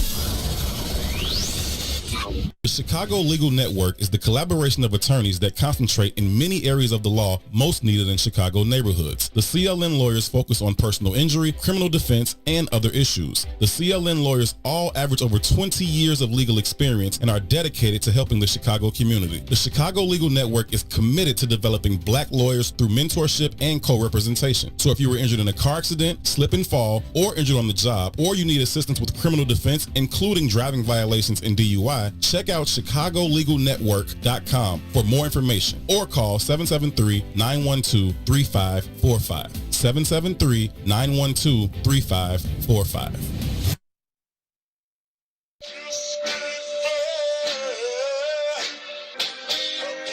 Lord knows that I've been avoiding mirrors. Every time I'm in them, see the picture getting clearer. But I value life more, cause my death is getting nearer. When my mama tried to warn me, nigga wasn't trying to hear her. Pulling on my rag, telling me to lead the game. One shit up in the crib, so the streets is where I came. If I had a daddy, then some shit would probably change. But that wasn't what it was, so I kicked it in the Saints. Had a little squad, young niggas went hard. We believe what we was seeing, we ain't thinking about God. We was thinking about work, who we gon' stick first. Cause my mama ain't half for me to get it out of purse. Big Vic taught me how to hustle till it hurt. Big big mall. Told me Peter Paul said try 'em all. Lost my big brothers and I lost my first son. I ain't look up in the sky, put my back against the wall. If a nigga try me, he gon' feel it. I got a lot of pain, I've been trying to hold it in. I've been running from the pen, but it seemed like the only way for me to make it out is right about just how a nigga made it in. I had to be ruthless, couldn't have no remorse. I couldn't stay on that path, so I had to switch course. And the source was in me, cause it forced me to be everything I became in these streets. Lord knows I'm a product of the projects, and I took a lot, now I make deposits. Hella bones in my closet, I ain't here to bet my soul. If a nigga fuck with me, then I'ma put him in the hole. Lord knows I'm a product of the block, but the block don't define who I am. I'm a man, and if you ain't been where I've been and made it out, then I don't think that you could ever understand. Lord knows life is heavy on my heart, but my shit, it keep pumping, that's just how I'm built. Remembered I suffer from guilt, cause I went on the block when my nigga got killed. I figured if I was, then it could've been me, but I learned from all that, cause my growth has been the key to me opening the doors I ain't think I get to see. Now I'm at an age I never thought a nigga get to be. I'm an OG, best believe I earned stripes, did enough dirt, some could've cost a nigga life. Now I'm living like a square with the kids and the wife. I don't disrespect my blessings, cause I never think twice, but niggas better know I keep one up in the pipe, but I ain't talking about the label. Started out trapping, now I get to say grace. Either way, I ain't gotta save face, cause I still found my place at the table. Lord knows I'm a product of the projects, and I took a lot, now I make deposits. Hella bones in my closet, I ain't here to bet my soul. If a nigga fuck with me, then I'ma put him in the hole. Lord knows I'm a product of the block, but the block don't define who I am. I'm a man, and if you ain't been where I've been and made it out, then I don't think that you could ever understand. Lord knows. Welcome back. We are live inside the What's In It for the Black People Media Studios. My name is Herb Howard. My esteemed co-host, his name is Tucson Warner. Each and every weekday from 3 to 6 p.m. we get together right here with you guys on I Said What I Said. It is intellectual thuggery at its absolute finest. Today is Friday, and that means only one thing here on I Said What I Said. It is a Relationship Friday. We take a deep dive into relationship conversations in hopes of finding our way to some sense of stability. A stability that will then allow us to build on top of that in every possible way to build self-sustainable communities. Joining us on this edition of Relationship Friday is Shanita. What's up, good people? Appreciate you. She is an educator extraordinaire, passionate young lady that she is, very, very intelligent, kind of sexy too. Cute. What's your name, Shorty? Taken. By who? I don't know. I'll tell you later. What, dude? Just here for the jokes. Come on, you gotta come with the jokes. Just y'all making me uncomfortable. I'm just oh, we making you uncomfortable. Oh my goodness. Hey, Ready Rock. You late. Welcome to the party, love. Thank you so much for stopping through. As always, we appreciate you. We appreciate each and every one of you all. Hope you all had a brief opportunity to take a moment to share the broadcast by clicking on the arrow in the bottom left-hand corner of your screen. Thank y'all for the stars as well. If you want to contribute to the show, we certainly appreciate each and every one of those. If you choose to click the gold star in the bottom right-hand corner of your screen, too. There was another video that we've actually been wanting to play for a little bit for a little bit of time. We had the brother come out with his own version of fuckery. Homosexuality. Homosexuality. That's a good term. Yeah. I like that. I'm going to coin it. I like that term. Listen, man. I told you from the homosexuality. Remind me that fool said, what did he say? Beat the Doonies? Beat the Doonies off. Beat the Doonies, right? Beat the Doonies down, right? I told you to remind me of that because this morning, shout out to Don Millhouse, man. On the Book of Don this morning, they had a whole conversation about the different ways to describe having sex with somebody, right? So all the different ways over the years. So whether you're talking about boning, juicing, freaking, blowing your back out, all kind of shit like that, we have to add beat the Doonies. The funniest one ever, though, this was just in my neighborhood, though. It never grew past my neighborhood. But there was like a whole summer. If y'all was from over east, it would have spread out. No, never really true. But for a whole summer, it was just, we used to call them punes. Where you live? I live over east. East side crazy. But punes. Punes? You ever heard the cartoon when the dude run away? Pune. Pune. Runners. I got this little pune. Run it. Got this little pune. Run it. That's no wonder that didn't take off. It was hilarious, though. My whole neighborhood ran with it. Ron, I'm tired of doing your job here, man. Right run there. it. Run. I'm playing. Pune. Hey, that's hilarious. I like getting involved. That's a term I've used for a long, long time. Getting involved. Getting involved. Yeah, to describe sex. Getting involved. Mm-hmm. All right, pull up the video that we want to play. This video comes from Gilly the Kid. If you don't know who Gilly the Kid is a rapper. Gilly the Kid's probably like 45 or so about now. Probably. He's a rapper from Philadelphia. He was a part of a group called Major Figures. Super dope cat. They put on a lot for Philly. He's done his thing in the music industry, but now he's as well known as ever because he does a podcast called $1 Million Worth of Game, him and his cousin Wallow, who just came home from a 20-year book tour. And there's a video from one of the episodes, and we're going to play that for you. Go ahead, too. So you saying a good girl was somebody that live their truths. Okay, on Monday I fuck Ronnie. On Tuesday I fuck Bobby. Hold on. On Wednesday I fuck Mike. Thursday I fuck Johnny. As long as Mike, Johnny, and Rob know that she fucking all of them, yeah. That ain't no good girl. Why not? The fuck out of here. How many, the amount of people you have sex with in the span of time makes you a whore? Yes. No, it doesn't. What? Yes. What do you mean? Crazy. Oh, so if you fuck 30 niggas this month. If that's how you get your money. I'm not knocking how you get your money. I mean, the only excuse for fucking 30 niggas in a month would be a check. Okay, hold on. If you fuck 30 niggas this month. Acceptable excuse. Listen to all the women that's fucking. She's an acceptable excuse. Acceptable excuse. Listen, so I'm not knocking to all the women that's fucking 30 niggas this month. Ultimate horror. I'm not knocking your pocket. Get your money. But don't act like you ain't no whore. That's not a whore. Oh shit, that's a hoe. That's the ultimate whoria. That's a hoe. A hoe is if you get paid for the pussy, you a hoe. Now, let's be clear. It is, to me, that's not a whore. Like, to me, a whore is like a person that's just running loose. That's like all over the place. You fuck 30 niggas in a month. Why I gotta be 30? And you not all over the place. Not if that's listen. I don't know no woman that's taking 30 dicks in one month. I'm from an intelligent place. Damn. Oh, they exist. That's a lot. Let me just tell you something. Let me just tell you something. 30 different? Let me just tell you something. Let me just tell you something. Porn stars before Tootie, me and Spade will tell you. We've been in some motherfucking sessions. That's that social norm. I believe that. Can I? First of all, hold on. Me and you knew each other for how long? A very long time. Okay, you know, before Tootie, I used to fuck them and duck them. You know, I stabbed them. So was you a whore? I was the ultimate whore. Fuck is you talking about? And let me just say this. You talk about 30 dicks in a month. I knew some bitches that took 7 dicks in a night. Well, goddamn. And she remixed her own song. I fucked all of the figures, whether I'm right, whether I'm wrong with. So, you've been wanting to play that for a minute, man. What's some of your takeaways? Always put this shit on my jacket. If we go to my Instagram, it's you forwarding me all these videos. Like, let's talk about this shit. You just put this shit on my jacket every time. You know what? I've stopped fighting you on that piece. We've got brands to protect. I'm the smart one. You're right. Put it on my jacket. I'm the ratchet one. I'll do all the wild shit. I'm the radical one. That's cool. I did it. My bad. Come on. I'm just fucking with you. Nah, we good. I thought it was an interesting exchange. In what ways? Right? Because in some ways, I agree with Gilly, and then in some ways, I agree with the sister. Right? So but then they changed their perspective in the midst of their conversation.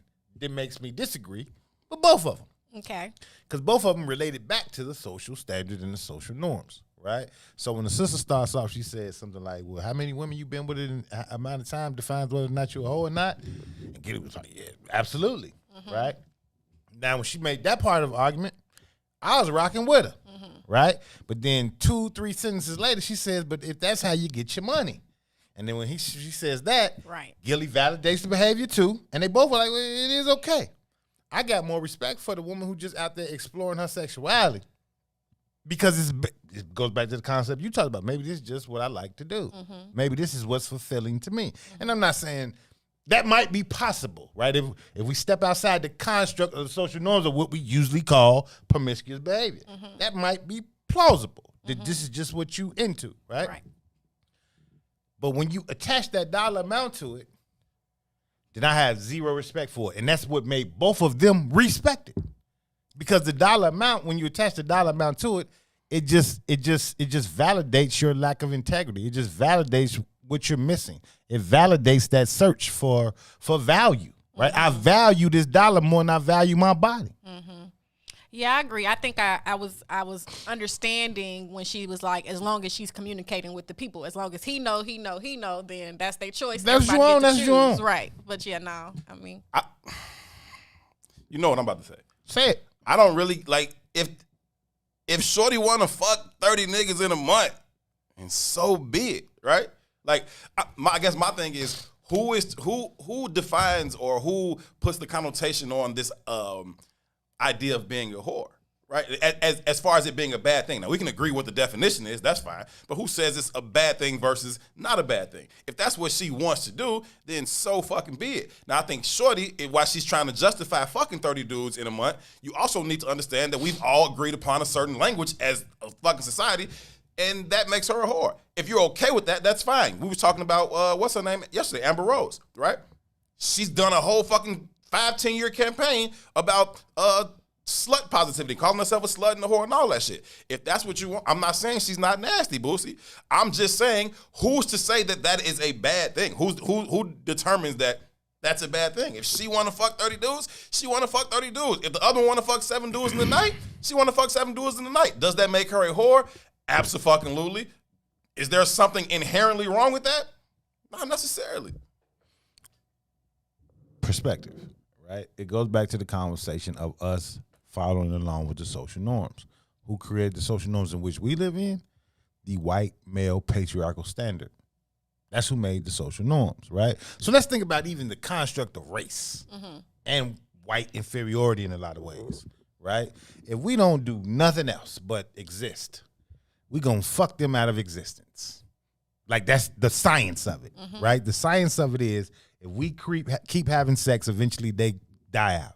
That's just the basic math of it. Right. We don't usually attach this connotation to the racial understanding of our experience, but it's definitely there. Yeah, so when they hung brothers, when they were hanging black men in slavery, they also were castrating them. There was a symbolic gesture there. Cut the dick off, period, right? That gesture was based on the dominance of our sexuality, right?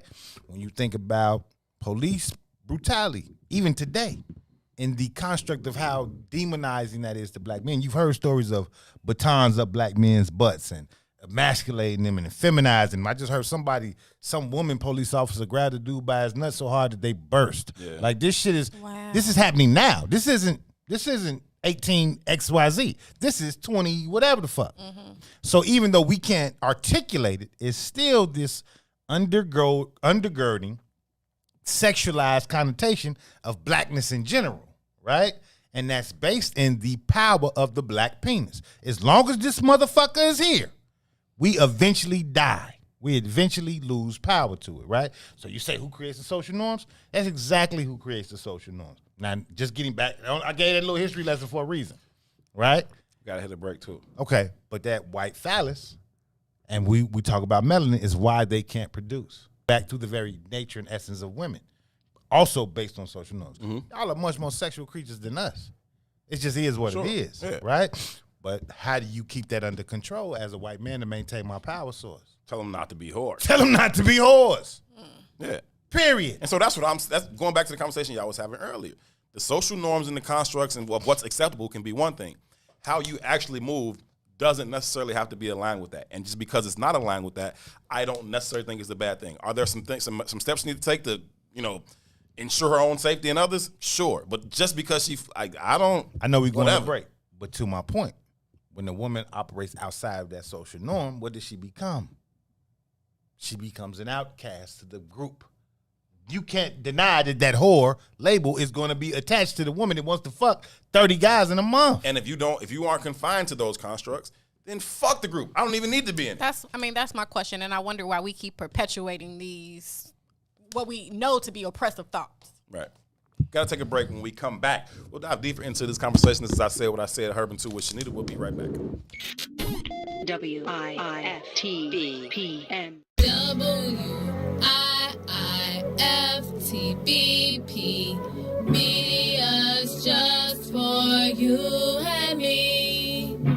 WIIFTBP. Media's just for you and me.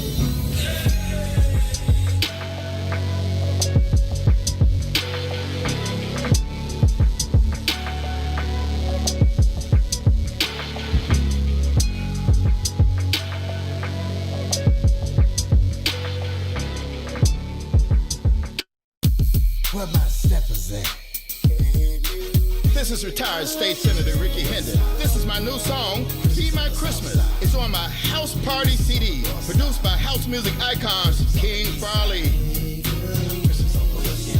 It's available on my website, HollywoodHendon.com, various streaming platforms, and CDs. The album also has songs like We Getting Lit and Rona Money. Get the House Party CD in time for Christmas and New Year's Eve. This is our new song, We Getting Lit.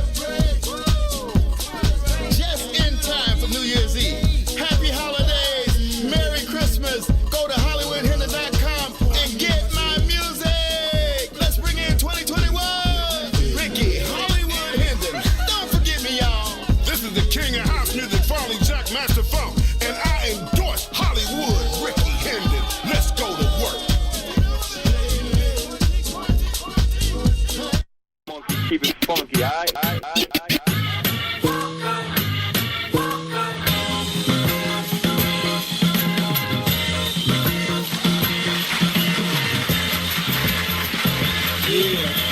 West Side, Windy City in the city, empty Phillies, plenty fists of Remy, pitching pennies on tips with 20s. More than rapper music, in fact, it's the truth. With avenues with cash jabbing, stacking loot, moving sacks and shoes.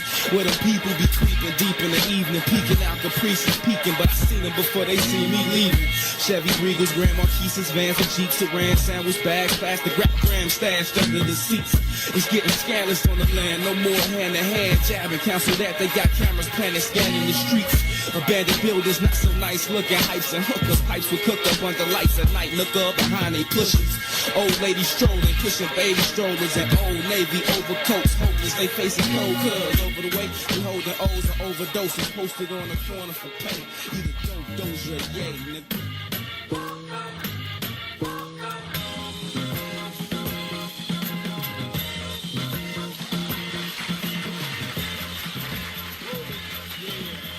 Shot-town, home of the gangsters, stones and foes. Takers unknown, seas, kings, breeze, BDs and souls. Mafia's travelers from Casa to Madison, Ogden to Ashton to Jackson to Rocks, weed and lows.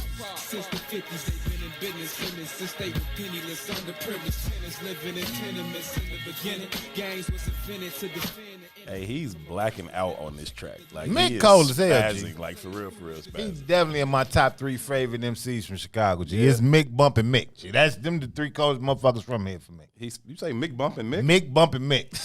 Period. Mick Luda, Mickey Halston, and Bump. Okay, Them motherfuckers okay. is the shit. No, he's walking on that track. That thing is cold. Stomping on it, actually.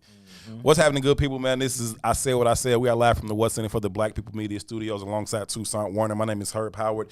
Shanita Howard is joining us in the studio on this here Relationship Friday. We've gotten off into a couple different conversations. We started out with this is the video about what's the term? Hobosexuality?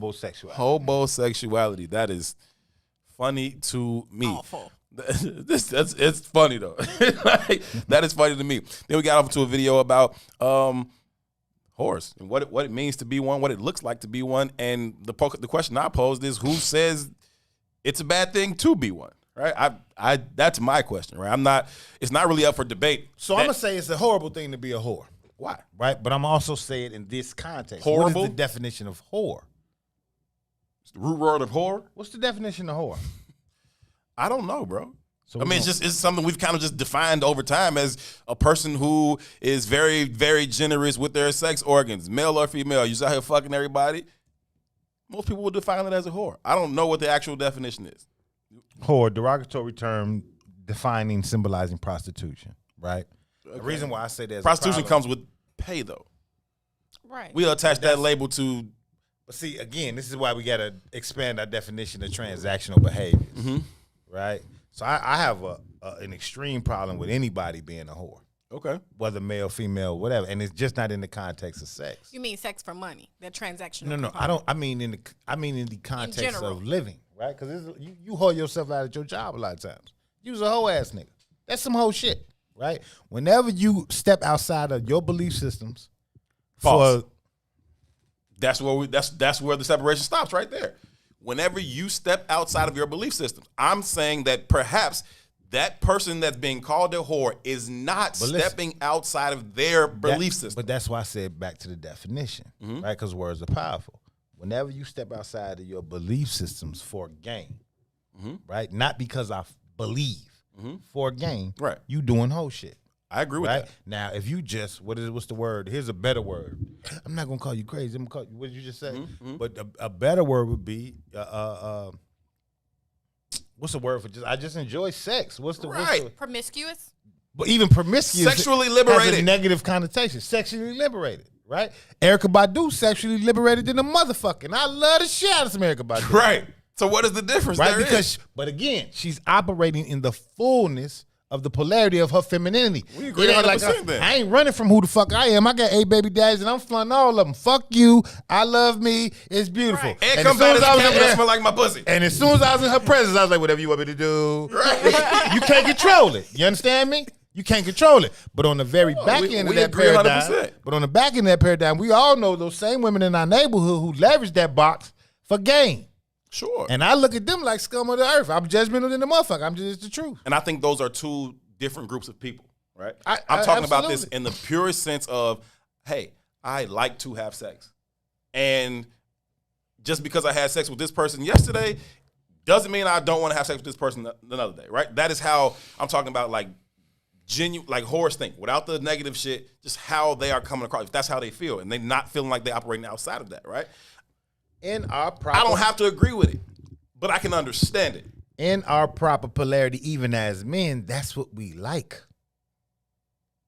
We are attracted to the whore, right? What's the word? There's a fucking. What you saying, son? I say that about you all the time. I like the whore. But it ain't about him. It's about every man. It is our truth. It is what we are attracted to. It is the social paradigm that makes us think of different shit. Well, she got to fit into this box because the social paradigm says, well, she should be she should be viewed this way in the public view. But in truth, we want you to be the nastiest motherfucker we ever met. In truth.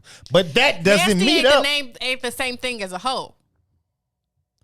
When I'm saying, let me not say nasty because y'all getting mixed up in the definitions of shit. I mean, we want you to be sexually liberated. Not really, because men like to possess. They want to possess Here you are again. You're going to be mine. It's the hypocrisy in that bullshit. Because motherfuckers want somebody who can do backflips on the dick, but they want to be a virgin too. But even that hypocrisy is based in the social norm of the white male patriarchy. And I'm going to get back to this, just from a man perspective. Both of us can attest to this.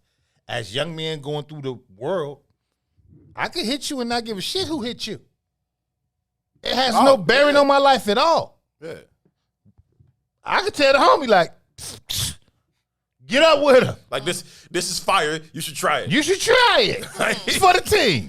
Right? But then when I settle in what I deem as I like, then there's this possession attached to it. And that's only based in the social construct too, which is why I said if we was really in our trueness and just loving from a spiritual place, we could allow you just to be. Right. And then we can't do that. Motherfuckers will wife these whores, right? Whores that get wifed, they usually get wifed after they didn't move somewhere because society won't accept you like loving her. Like, oh, she's a hoe, fam. You can't be wifing her. Why the fuck not? Right? Why? I'm just allowing her to be because my love is that pure. Right. Whatever she into, I support you being you. Right. That's the way it's supposed to be. No, that ain't the way it's supposed to be. Why not? Because that's not the paradigm in which we live in. Just because it's not does not mean it can't two different be. things, bro. But I'm not though. I'm saying you have to conform to the paradigm. I don't think you have to. No. I don't think you do. Because you're gonna live an unsatisfied life. You can't live your life for other people trying to fit into the construct. No. And the more of us who start to live outside of the construct, the more the construct starts to change. You're going to have to flip it over. What was you doing right before you came into this room to do this conversation? Working. Why do you work? Because I love what I do. It's meaningful work. It's important. Okay. I care about our children. Okay. Bless your heart. So they take Bless a your paycheck. heart. They take a paycheck away from that job. How do you survive? Ooh, one time I did that. It was, I had to find work. I did what I did. So at the core, you have to find work to survive. Right. You have to find something that you can exchange for money. That's it.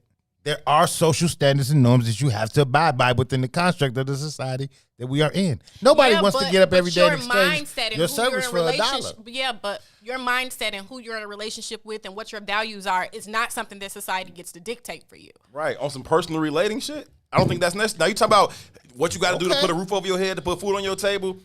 Okay. You all make certain arguments and then agree with certain arguments, right? Like, which is the hypocrisy of both of y'all's bullshit, right? So I just made the breakdown of what a whore is, right? And I said, but within the paradigm, I said we like these sexually liberated women. All men pretty much like sexually liberated women, right? There's the motherfucking colloquialisms like be a lady in the streets and the freak in the sheets. That shit wouldn't exist if we didn't like the sexually liberated woman. Right. You know what I'm saying? So, but in the confines of even explaining our both lived experiences at times that we didn't even know each other. We had very similar lived experiences, but we didn't have any connectivity to ownership. Right? But then when you anchor into the paradigm, you start conforming. Because that is the very nature of the system. But you don't need to do that. You're going back to that same point you were making before about if you don't conform, then you drown. I just don't think that that's the case. You can thrive. You can find somebody else who don't want no ownership, who want to live outside the constructs with you, and y'all can live happily ever after. Okay. I think that's true too, and I would really go to the other end of the spectrum to say it is when you start to conform that you really start to kind of lose your own fucking way, and you start kind of just flailing the wind and that drowning that you were speaking of. Like when we first got together, we had like dumb bounce off the wall type sex, right? And it was cool for a while. So I don't really want to know. I don't really want to talk about that. Doesn't matter. Let's leverage hypotheticals. Oh my God, Jesus Can fucking both of y'all Christ. grow up just a little bit? No. How we gonna have this fucking conversation? No. I've conformed already. I've conformed. Okay. God damn it. No. Let me finish what I'm saying. What was your point? My point is this, right? Once we got like deeper into our relationship and marriage and everything else that went along with the life and all that shit, and like conforming, like this is what you should be doing. This is what my husband should be doing. This is what my wife should be doing. That's when shit gets whacked. That's the fucking point I'm making. Then you can't be in healthy relationship Right. when you're living outside of your true self. Right. Then the shit starts to get stale, and then you start to fucking drown. And then like even so we talked about like being separated for like a year, right? But even the year or two prior to that, right? It was still like, it was just kind of we just together because that's what we are, right? So maybe I would say that now, after this time apart, like we cool, like just as relating to an individual, we cooler than we have been in 4 or 5 years even. Like just because you find your fucking self and you start to live in your own truth and like this is actually who I am. Do you rock with this person? Well, let me okay, say cool, because that's who I am. Let me say this though. Maybe I'm not articulating my argument well enough, right? So I agree with everything you just said, right? Also, I want to acknowledge the level of maturity that both of y'all have, right? To even sit here and have this conversation with each other. The way y'all interact in general. I love both of y'all, right? But here's the deal. Love you too, my brother. Here's the deal, though, right? But there's a level of maturity attached to how y'all move. Now, y'all do some immature shit, too, because I've been doing a lot of your little bullshit. You know what I'm saying? But even this is mature, right? And it's a maturity that we have to acknowledge usually doesn't exist until you get to the point of destruction, right? So going back to the construct of you all's relationship, right? When you started to fit into the social norms, right? And shit gets to be boring or whatever the fuck it is. Did you all have a conversation about those social norms? A little bit. A little bit. But mostly you just grew into them. Because it is the natural progression of the society. We just accept them. So now, just put clarity. That's when you drown. But listen, let's add some context to the type of people that are sitting at this fucking table, right? I don't want to shit on the masses, but this ain't the masses, right? You all are interested in shit. You all are engaged in shit. That's not normal. The average person ain't interested or engaged in shit. Matter of fact, the women in the relationship or the men in the relationships that they have outside of their work life is really most times just levied to pass the goddamn time because they ain't invested enough in themselves to even know what the fuck they interested in. Right? So to get to this portion is a level of maturity. that the vast majority of us don't have. So if you conform to those social norms without even thought, what the fuck you think they doing? Right, but I think the argument that you just made, all of that is true, but I think the argument, the message that comes from that is you have to step outside of those norms. You can't be like, oh, conform, and that's how you thrive. It's when you stop conforming. Again, that's thrive. what I said. Maybe I'm not articulating cool. my argument right. I didn't say. Oh, then I think we're on the same page then. I didn't say when you conform, that's when you thrive. I never said that. I know I didn't say that. You didn't, but you said that if you don't conform, you drown. I said conforming is necessary to the design. Gather y'all's respective thoughts. We're going to take a break. When we come back, we will wrap up the second hour of I Said What I Said. We'll be right back. WIFTBPM.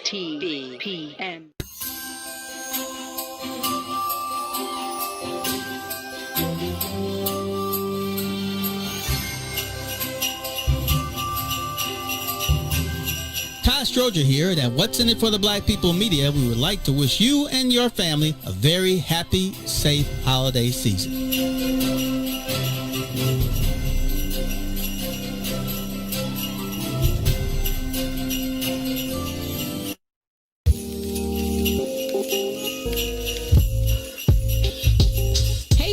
This is Dawn Millhouse from the Book of Dawn. Christmas and holiday time means giving to me. Make certain that you give of yourself to somebody else. This is Dawn. Happy holidays from the Book of Dawn.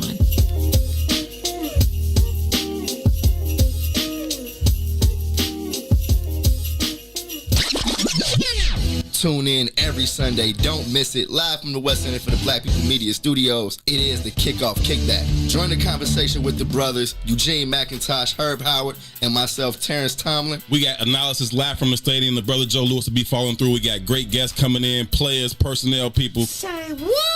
We do our thing every Sunday from 10 a.m. to 12 noon, taking you right up to kickoff. We picking the full slate of NFL games. We talking fantasy football. Gino got you covered on all the bets. It's a kickback. Make sure y'all join the conversation. Smash that like button. Smash that share button. And continue to help us push the culture forward. Don't miss it every Sunday from 10 a.m. to 12 noon, live here from the West End for the Black People Media Studios.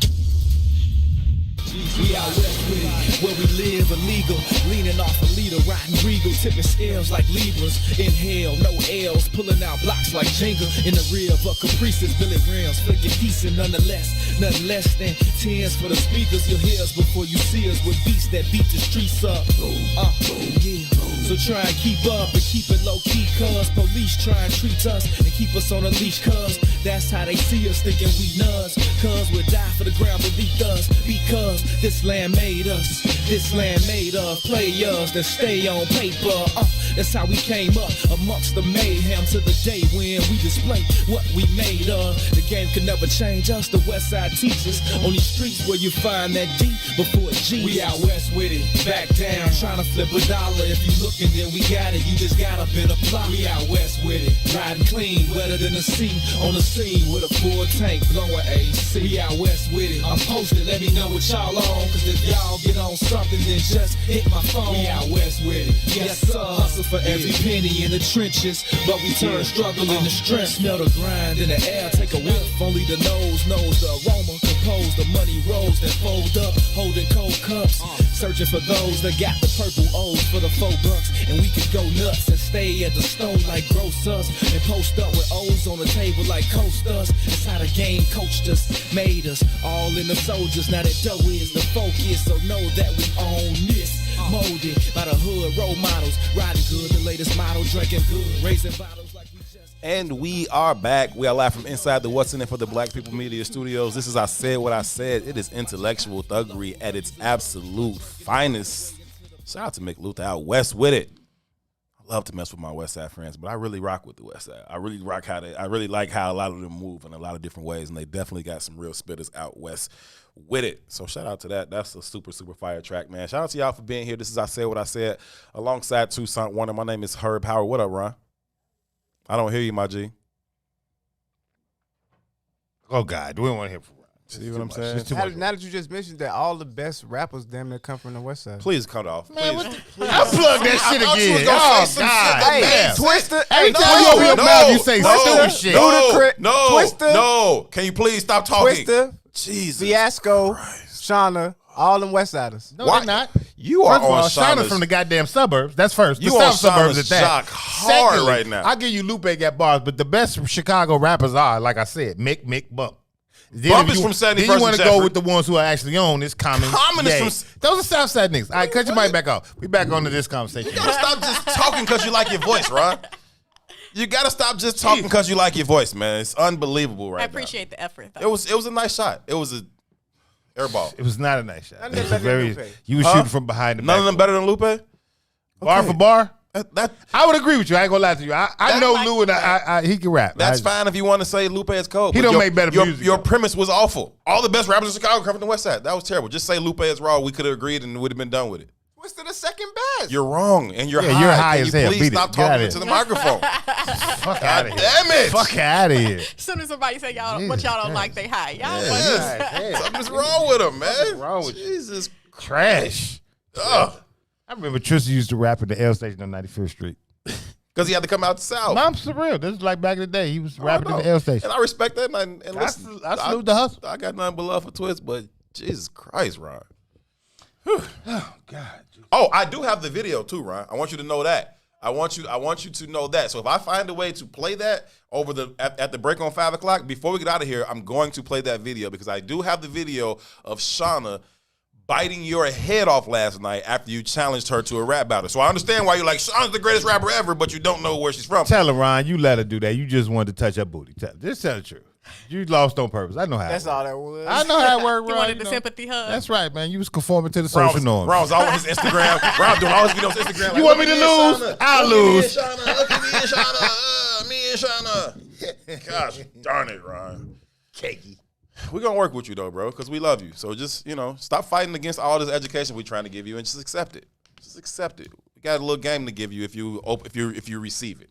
Where were we before Lil Ron got so off base? You were saying something before we went to break. I don't remember what it was. Forget it. It don't matter. It was genius, whatever it was. I forget. Of course it was. You said it. What else would it be? Right? How could it be anything less than genius if you said it? I think the message was stop conforming. Yeah. No, I think that was your message. I don't know if that was truly my message. You know what's interesting about that, too? You are a nonconformist. Super nonconformist. I agree, but that's the point I'm making, right? In order for this shit to work, black men, and it's an argument I always have here, black men must stand up and operate in their proper polarity, right? And we must conquer the system in which we inherited. Because if we don't, we're gonna have to keep repeating the cycle. It just is what it is. I know we talk about the black woman's role in that all the time, but I'm just curious, in today's discussion, what do you think is the black woman's role? Of what? In what?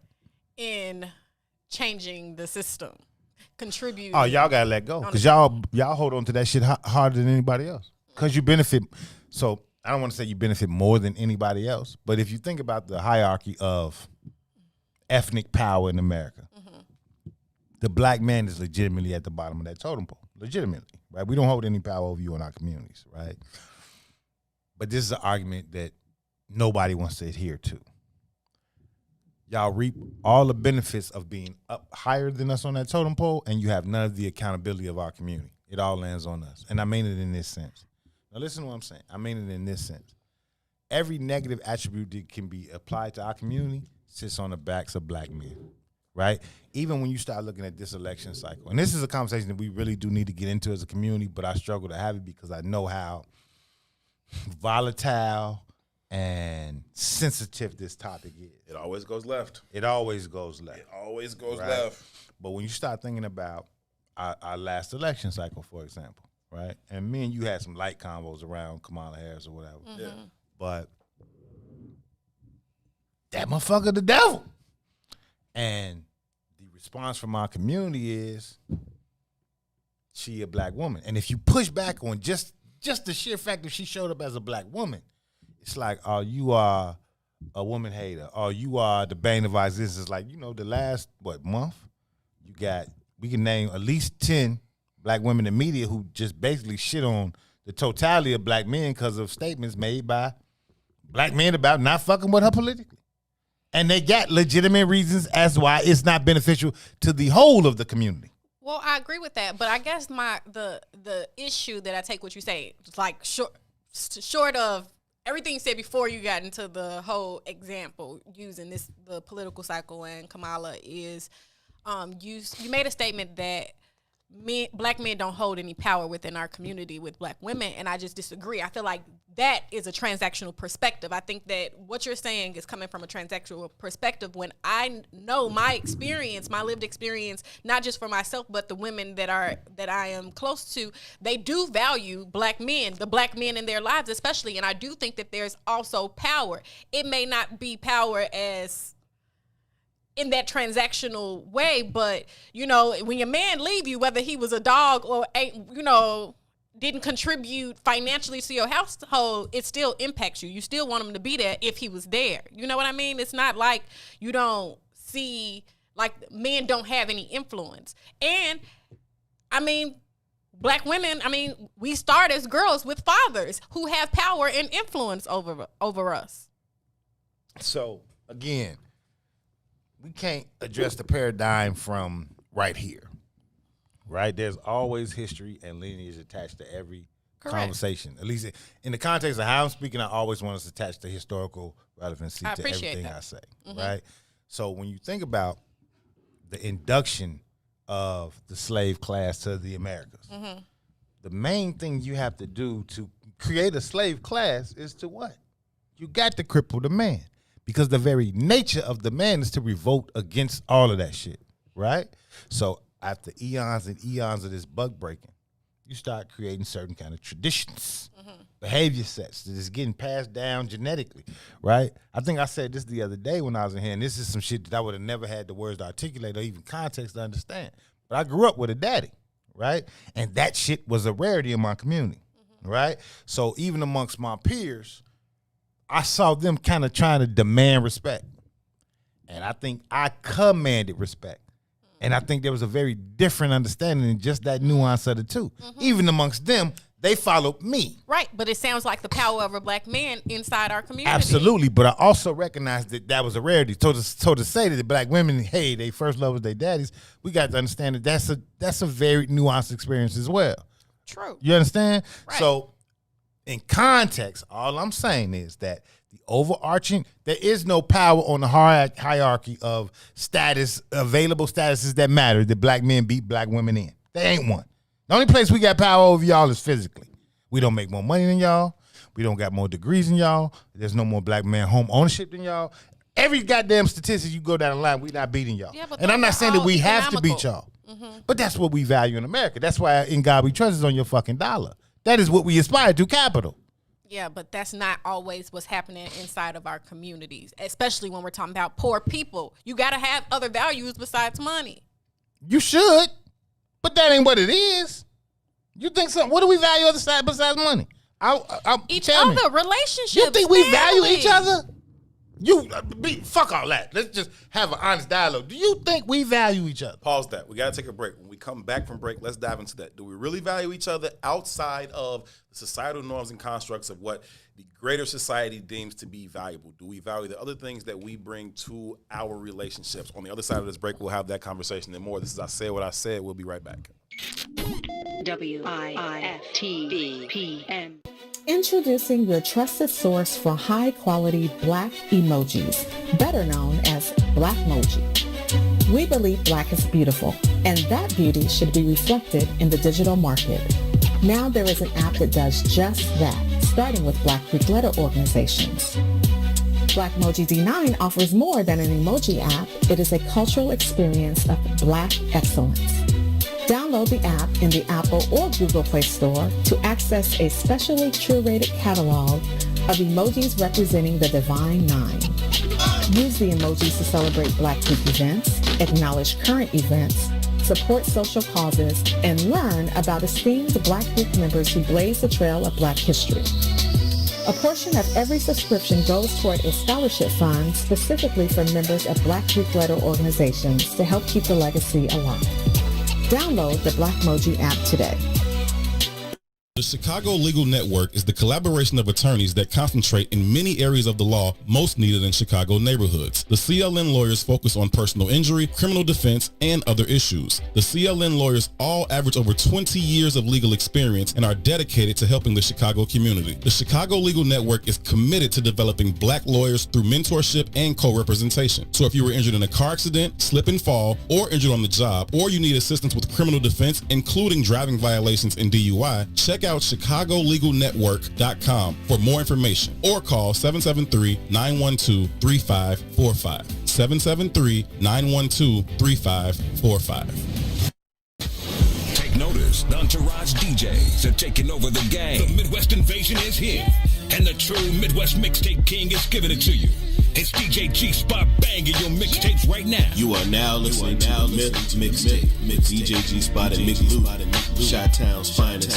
It's definitely representing Southside, Westside, stand up. Yeah, they honor my persona. See my coat of arms, cloaked in armor. Live and die by the code of honor. The honorable, known as Mick the Conqueror. My mantra is that of a monster. My vengeance is endless until you extinct like a condor. What you think I was armed for? I'm knocking at harm's door. Molded by the force, call me the Black Mamba. I'm putting up numbers like Kobe in the garden. My thought fears, thoughtless as I talk shit, and there's nothing as heartless as my heart lies deeper than the darkness that dwells where the sharks live. You sleeping with the fishies, surfing with the marlins. On the surface, I'll unleash the carnage till you surf, till you starving, searching for a market. I'm the pit boss, tally up your losses. Your fate is sealed way before the card flips. You marks ain't shit. Topic of discussion, they ain't talking about nothing. Keep their noses in the sump. Y'all ain't talking about shit. I hear them wolfing in the whispers, snakes in the grass. We ain't thinking about your ass. Y'all ain't talking about shit. Fucking lying, I ain't buying. Ain't nobody even trying to hear that dumb shit you kick. Y'all ain't talking about shit. Find yourself some business, get yourself a life. And shit that'll motherfucker. Y'all ain't talking about shit. Unlike the players, y'all engage in betrayal. So brave, do anything for the day they can slay you. So devious, even if you can't even see the hate. I don't need to plead my case till you please. I seize the day. Feast off your mistakes from the cleanest of plates. Palate of a pharaoh, it's all seasoned to taste. A vision of perfection, at least 3 in my face. Fanning me with feathers, tease me with grace. I can't conceive defeat, nor will I concede the race to these conceited lames that can't believe my pace. So intrigued by my intrigue and display that intrigues the brain. There's nothing left to say. Hands down, I lure him to attack like. Hey yo, I don't know what DJ is talking about. What he says, my daddy's still at the store, but I know it has something to do about an absentee father. That is hilarious. Okay. You went to go get cigarettes and never came back. I didn't even see the rest of the conversation. I just looked up and saw that comment. That's hilarious, DJ. That's funny as fuck. Anyhow. Listen, man, this is a Relationship Friday. It's cool, we'll do it later. I was about to say DJ. Ron, I did not pull up the video. Shout out to Serafina, the intern, who sent me the video. No, I still have it. Don't thank me yet, right? Because I still got 55 minutes to play it, and I have every intention of doing so. Don't even worry about it. I'm firing her. Well, yeah, that's your department. You have the right to be able to do so. Except I can veto that, and I like what she does. So she's not going anywhere. You gonna tell her she fired? She's like, I gotta go. I'm like, it's cool. Hey, before the day is over, man, can I get a little bit of the test your work? I just need a little bit of that today. I need it. It's Friday. Lord. Not the cut though, Don't bro. be a hater though. Not the Yo 2, the actual track. All right. We gotta get it now. Just sometime before the show. Just at some point, if you play that, I might not play Sean smoking you. I better not get my hands on that shit. I'm gonna put that shit all over my social media feed. Look, I'm gonna put a parody video up with him all on Sean. Hey, Sean, and her choking his ass out in the fucking rap battle. Like we gonna do both of that, man. So anyway, I got y'all. I saw. I think Tiger was like, "Her, please play it." Like, so I am going to actually go ahead and play that at some point. I haven't even seen it myself. I haven't seen the footage yet. It just came to my phone during the show, so we'll get that done. We had a good conversation over the break. I don't necessarily want to hop into that particular conversation, well, in detail, but I do think there is some truth to the fact that we value some other things in relationship that, if we're being honest or really relating to people on like this personal, spiritual level, right, and not so much conforming to social constructs, other things would be deemed more valuable. I just was saying that I think in order for Black communities and families to have survived in this country where we've been poor, we have had to have other values besides wealth or money. And that's because we ain't never had none. But understand this too, though. Again, context matters, right? Before the baby boomer generation, which is only 2 generations from y'all, right? There was no money to be had. Right. So the value system had to be predicated on something different. So you're saying our value system changed 2 generations later. That's it, right? Now, and here's another part of the conversation. Yeah. Our value systems are now are changing again because the world is changing again for us within those 2 generations. So we must keep adapting. But we do not. So if you are a butler, no, let's say Herb is a butler, right? And you the housemaid. Y'all operating on the same kind of conscious stream. Y'all doing the same shit, right? The value system has to be in our relationship because we ain't got too much hope of getting past being a goddamn butler and a maid. This is the end of the road. We've reached the ceiling, motherfucker. We here. You understand what I'm saying? Right. So now you have to create a construct based on something different. I really fuck with you. I really like the way we're raising our kids. I'm really interested in educating Lil Bobby. You understand what I'm saying? This shit matters more to me because the scope of or the ceiling of where I can get financially, that ain't really a part of this construct. Right. That's not the value system in which we are allowed to play in. Right. Right? Now, you leverage these last 2 generations, and really my generation specific, that hip-hop generation, because we kind of dominated television with rap music. And when we did that, we changed our value system from one of family to one of this aspiration. Right? And then at the same time, the American paradigm was shifting too. It was this very, very like greed, and not to say the greed didn't exist before, but there's a calcification of capitalism that's happened in People our started lifetime. getting credit. It was more accessible greed. In like 1990 something, it was like 1 billion in America. I mean, like the number was like ridiculous. You know what I mean? And from that time to now, it's like the creation of a whole billionaire class, right? So that calcification changes your value set, right? When I was 16, I wanted the motherfucking 87 Cutlass because that was what the dope boys had. That was the cool car. A kid turning 16 today wants a goddamn Wraith. Whole different value set, right? The Cutlass is achievable. That motherfucking car costs $2,500. The rim's gonna cost more than the car. Yeah. I guess I think, well, in conclusion, I think that we as individuals have to decide what we value, and we have to start teaching those things, and so that our worth overall as a collective changes. Run it, baby. Again.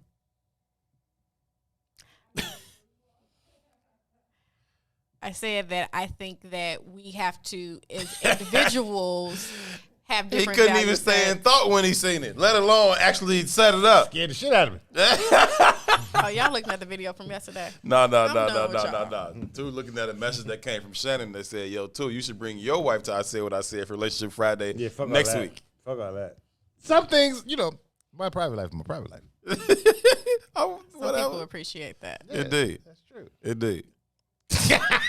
What you trying to say? Nothing. Moving right along. Oh, okay. You're not the private type, is all. Oh. I mean, but I love that about you. I value that. Did you see it? Shut up, please. Shut up, please. That's hilarious. Shit. That is absolutely hilarious. When you see, and also I'm looking forward to Chris the Critic tonight, right? He's premiering his show tonight here on What's In It for the Black People Media. That's going to be at 8:00. Super dope. His show is also relational in nature, right? It takes on that aspect of that particular dynamic. He speaks about, from my understanding, because Maze put this on the table, he speaks about relationships from a certain class. He's like the dude who Like leaves dude. up the video. Yeah.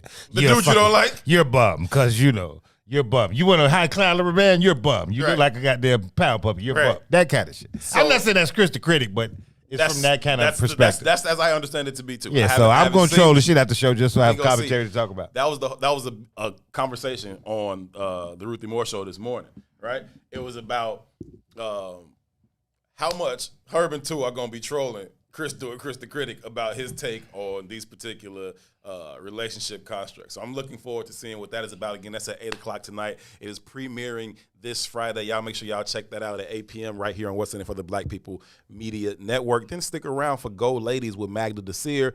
Also, right after Chris the Critic, that'll be at 9 p.m. So great programming on the Media Network this evening. Ron, you here all night for that? Nah, I'm leaving after Christmas. Oh, yeah? Hey, we almost all night though. Now, no, you here all night. Yeah, man. We last show tonight. We are on our way to. Who got Magda? Ultimately, we're gonna get to. Ultimately, we're gonna get to 24 hours of programming, where it's gonna be 24 hours of programming. And as we build that out, though, we're just being intentional, right? So we get. We fill calls and inquiries every day for people who want to have a show. People want to put a show here, want to put a show there, and it's like. Yeah, okay, but it has to make sense. We're not going to book the shows just for the sake of filling the time. I'm not going to do that, right? And so as I'm looking to build the second hours from 6 p.m.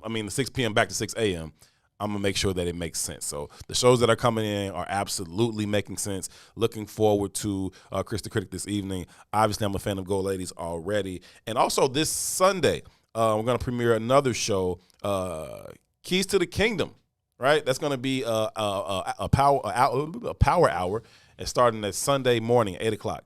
Right, so that's going to be happening right before the kickoff, and then y'all going to pull up here, bringing that Jesus juice. Bring the Jesus juice to What's In It for the Black People Media Network. Going to have that Keys to the Kingdom. We'll premiere here Sunday morning at 8 a.m. so y'all can get that on. Then pull up here on us because we're going to be doing the kickoff, kickback, pull up, and pull off tailgate. So. Busy weekend coming up as usual here at What's In It for the Black People Media. Also already on Saturday, Minding Our Own Black Business with Tennille Jackson. I feel like there's another show on Saturday that I'm missing. Am I wrong? Saturday.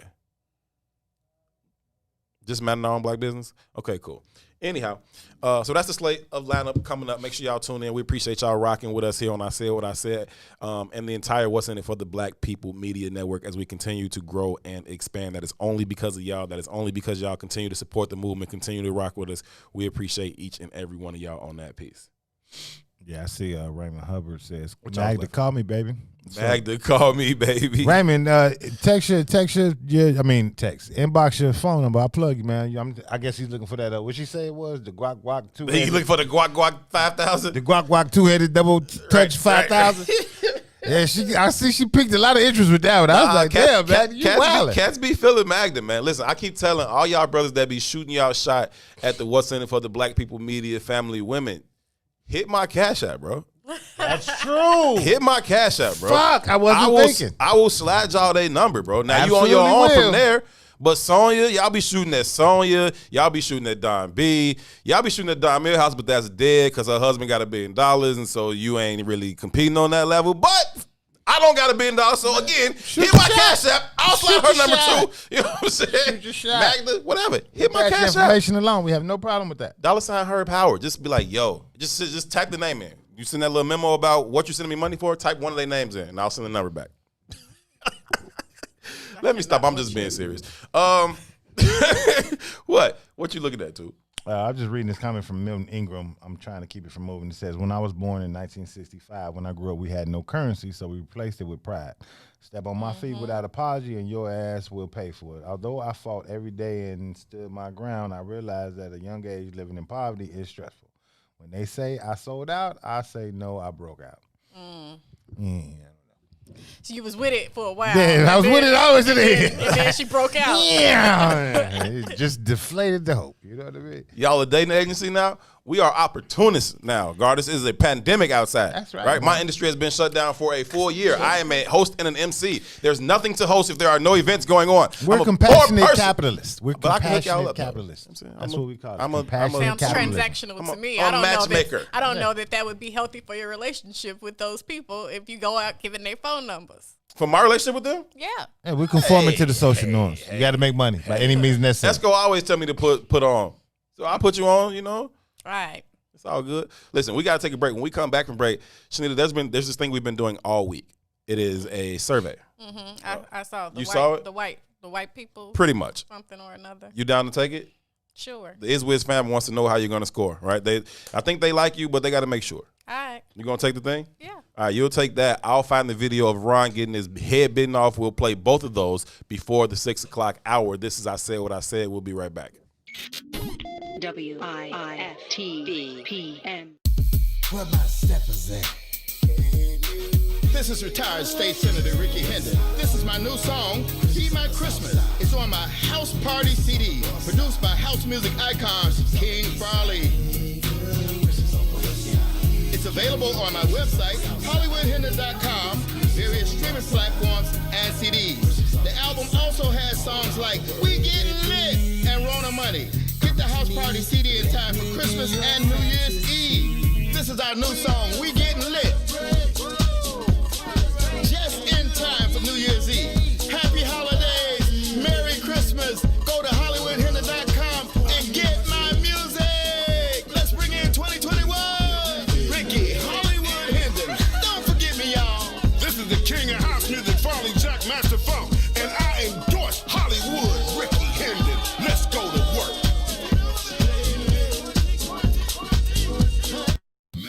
Jackson. If you could make up a social media holiday, what would it be? Randy said National Don't Let No One Put You Down Day. No one. What you gonna do? So when they say something crazy, you slap them? Be like me said. Randy said a Jukathon Day. Man, we about 60 years old. I be done had a heart. You gotta get your heart rate up. Okay, not that far. Yeah. All right, Mario said my favorite one. My friends and I do what we call National Call Off From Work Day. As a business owner, I don't. You don't like that, yeah? I don't like that. Because I'm the boss of this thing. We got Marcus Garvey Day from Remy too. Oh, Marcus Garvey Day. All right, what will we do on Marcus Garvey Day? Call off from work. I'm gonna need you to go ahead and come in tomorrow. That would be great. Okay? Yeah, right. Every black holiday has something to do with calling off from work. You're cool. I'm out. How about National Join a Positive Black Organization Day? Because I don't want to be recruited. I don't want to be recruited and the brothers be like, thank you. Thank you. How about National Tell White People the Truth Day? Tell them how you really feel. You can't handle the truth. Why don't we call that National Black People Get Locked Up Day? I'm going to tell them there's an African-American man threatening my life. Hello. The most dangerous show in the morning. Shop at Black-owned and operated Solo Beauty, where you are appreciated and respected. Located at 8158 South Cottage Grove, Solo Beauty can supply all of your black hair care needs. Solo Beauty is open from 11 a.m. to 8 p.m., Tuesday through Saturday.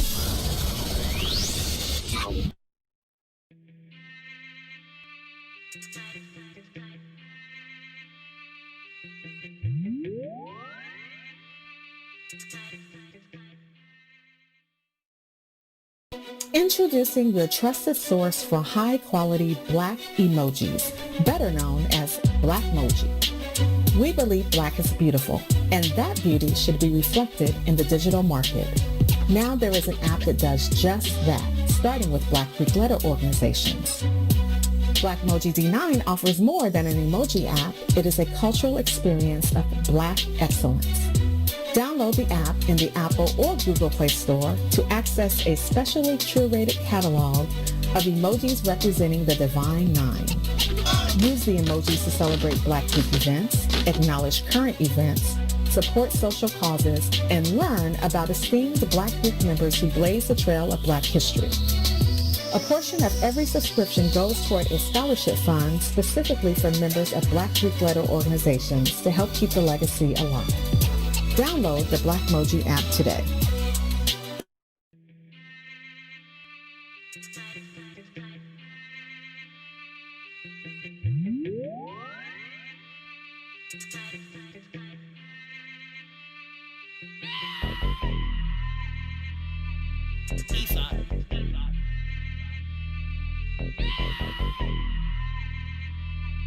Live it up. You about that life? I'm about that life. You ain't really about that life. If you really about that life, JC, spit a key. Let me test your work. Boss, you the boss? Let me test your work. Jesus, you talking Weezy, let me Test your work. Cam, you the man? Let me Test your work. Dre and Snoop, like that chronic, I need something stronger. Molly cute, that's like an aspirin for my daughter. Big time, in the club with a case of Ace. And now I sniff that whole table. Scarface, another court case. I'm a frequent offender. When Wyclef was hot, I was gone to November. 6 years, hard time. Bobby was fucking up, Whitney could have been mine. We would have been so high and so in love. When Amy Winehouse died, I could have saved her. I could have smoked like half of that. She wouldn't have had to go in cardiac. That shit is the best bar ever of all time ever, G. Did we not get to the pee hole line? Oh, he didn't get to the pee hole line yet. Fuck it, let it go. Play it again later, man. That motherfucker said I could have saved Amy Winehouse. I could have smoked like half of that. That is pure comedy. I absolutely love it. I love that song so much. I absolutely love it.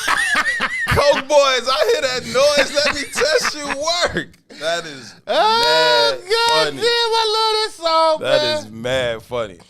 And a hip put coke in my pee hole. A hip hop purist like yourself and another hip hop purist like Gino is quoting these last verbatim. That shit, man. I can't help it. We so creative. Oh, the content is terrible. Let me test your work, man. Oh man. Let me test your I work. love it. I ask all of us. I ask all the time, is the art imitating culture or is culture imitating art? I think in that instance, for sure, his art is purely speaking about what is actually happening in the culture. Fair enough. I'm not judging.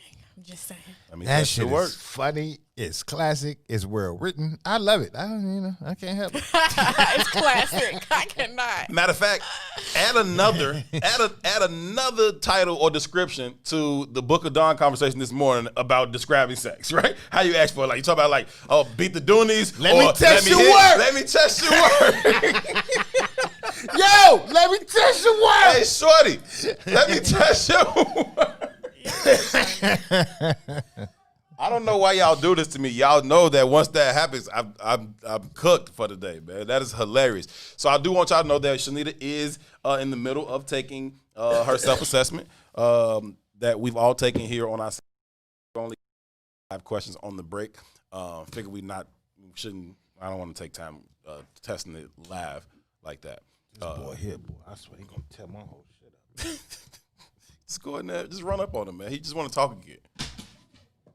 Take it, bro. Take it.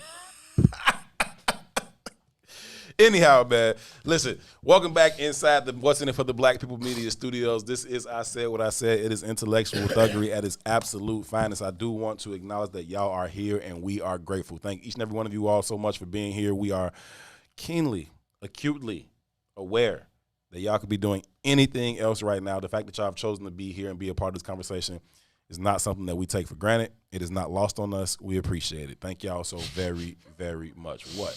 Candace says, I'm putting my drawers back on if you ask to test my work. At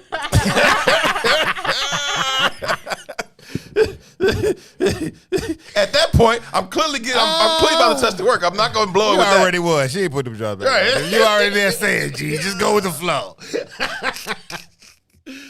Oh my God! Work. Keep the big ass boyfriend. Let me stop. That is mad funny though. I'm gonna shoot my shot at it one day. That's hilarious, man. Don't do that to yourself. Let me test your work. It'll work. Trust me. It'll go. It'll work. It'll go. Trust me. I'll let y'all know how it goes. It'll go. It'll go. Either way, man. When you look at some of these things that we see right in society, whether you talk about stuff like we had the conversation about yesterday with the Red Table Talk and Jada Pinkett and how her mother was responding. Again, huge shout out to Gammy because I seen some more of the clips. Like I saw the stuff that we did. I thought you said you went to Gammy's Instagram and saw her photos. I test her work for sure. Oh God, Gammy cold as hell, man. Gammy's 70 years old. Yep, all that. Run it. Got a 6-pack. Run it. Gammy fine, G. Run it. Yeah, I dig the. You like seasoned women. Yeah, I like women that are older than me. I call Shanita a cougar every year for about. Except I'm not a cougar. 2 weeks. You are. Okay. You're a Puma. No, right, that's a new term we learned. Neither.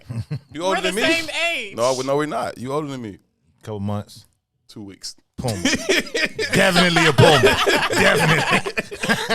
Y'all too funny. So, but when you see those types of conversations, right? What do you think is the responsibility of those we are in relationship with? So you talk about that type of conversation, or you talk about the conversation that we were having yesterday as it relates to those black fathers, right? And how they relate to their children. Is there responsibility for either the male counterpart in relationship with someone like Jada Pinkett, or is there a responsibility for the female counterpart in relationship with someone like Smokey Norfolk to come out and say like, nah, don't do this, or I fully support this?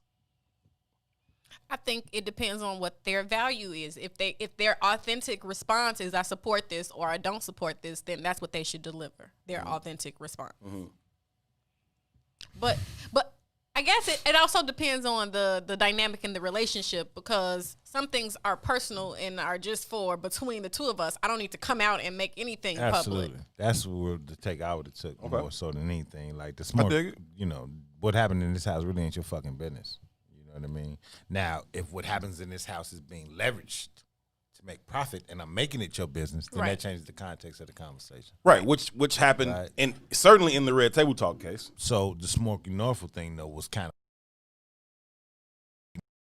between me and my child. Now, how Jada and Will operate, you know, at least lately, they've been opening the door to judgment on their relationship, and in that context, then nigga, let's talk about it. Yeah, and if you confident enough and secure enough in your relationship to withstand that, then fine. But you do open the door to those types of criticism. But is that about confidence, or is that about, again, leveraging transaction and capitalism?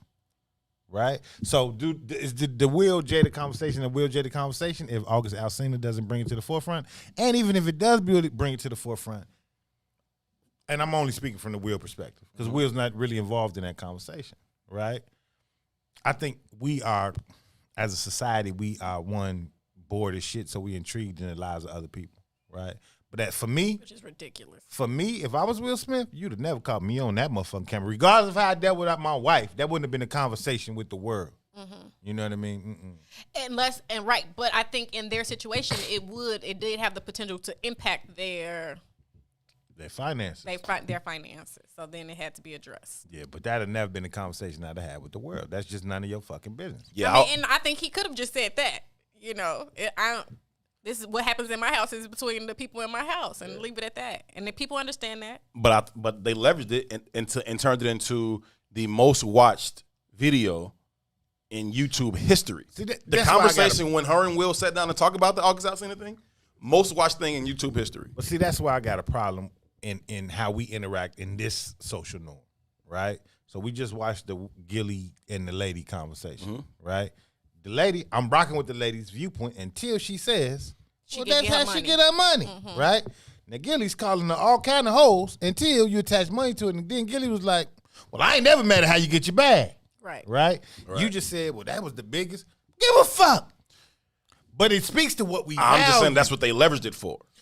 I'm not saying it makes it more acceptable. I'm just telling you what they did. I don't know if they were leveraging it for the views as much as it is like a long-term thing that you don't want hovering around you when you're in that field. When you are, when your livelihood is connecting to your celebrity, you have to be conscious of the image that you're portraying. And they're just always so wholesome. I feel that for Will on some movie shit, but what's the last thing Jada been in? Like right now, having the Girl Trip, which was a huge movie for black women. That probably was the last huge movie for black women. When was that though? That wasn't that long ago. Okay. Not in the context of doing movies. That wasn't that long ago. Okay, cool. But I'm saying like in today's environment where in this digital space, right? Red Table Talk is like the #1 fucking show, especially after that. Right, so if I'm building this show, I want it to be the #1 shit. Here's the biggest thing going. I could say this ain't none of y'all fucking business. I'm not talking about it, but y'all talking about it, so let me bring it to my thing. Again, it's still a transaction of what she values, right? So Agreed. we laughed at the motherfucker just a minute ago, like, too, you need to bring your wife on him. Right. Right? And in essence, like, we joke and laugh and shit, but we could talk on here every day for the next 2 years. You don't know me. I promise you don't know me. You understand what I'm saying? But that's me. That's how I like the movie. Right. You know what I mean? And that works. It works for me. Me? Right? It's some shit I'm not going to get into. But for the most part, I just don't really give a shit. Now, some things are private and sacred, and I'm never going to get into, period. But for the most part, I don't give a shit what you think about what's happening in my house or in my bed or in my bank account or I don't really give a shit. Like what your opinion don't really. Stylistically, we just different. Yeah, for sure. You know what I mean? I agree. But I've had people just on my regular Facebook page like I say something. I'm so disappointed in you.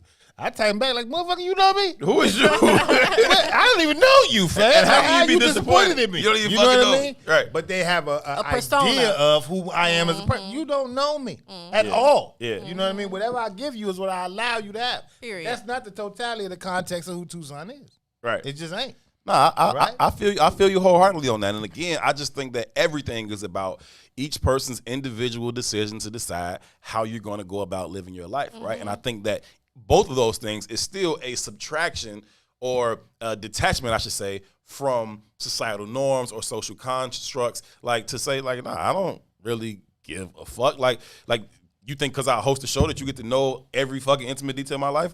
No, the hell you don't. And I'm like, I don't really give a shit. But you do if the allure is your personal capital, life. right? Right. If it's right, It's just like if it's about the bread. But to leverage like, And then if the biggest scandal in the country happens to be coming out of your bedroom, and I can leverage that to make my show boom, then okay, cool. what's the thing that used to come on HBO? The sex documentary, Real Sex. Real Sex. Sex. Yeah. So there was a conversation I remember on HBO one time, and it was about people in the porn industry per se, right? About their limitations of what they won't do, right? And as they got further and further into that career, all those boundaries of what they said they wouldn't do, they ended up doing. I'm gonna do this. I'm gonna do this. I'm gonna do this. Right? Yeah, and it 'cause got they so value far. money. Right. It got so far that one dude was like, he's doing gay porn, and he was calling it gay for pay. So they was like, "So you gay?" He's like, "No, I ain't gay. I'm just doing it for the money." Mm-hmm.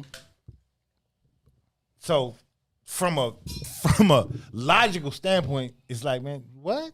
That's not even logical. Right. But and however long ago Real Sex was coming on, that was 10, 15 years At ago least. type of deal. Sure. When I look at that, and I used to look at that clip like, what the fuck is, there's some dysfunction going on in his brain. Mm-hmm.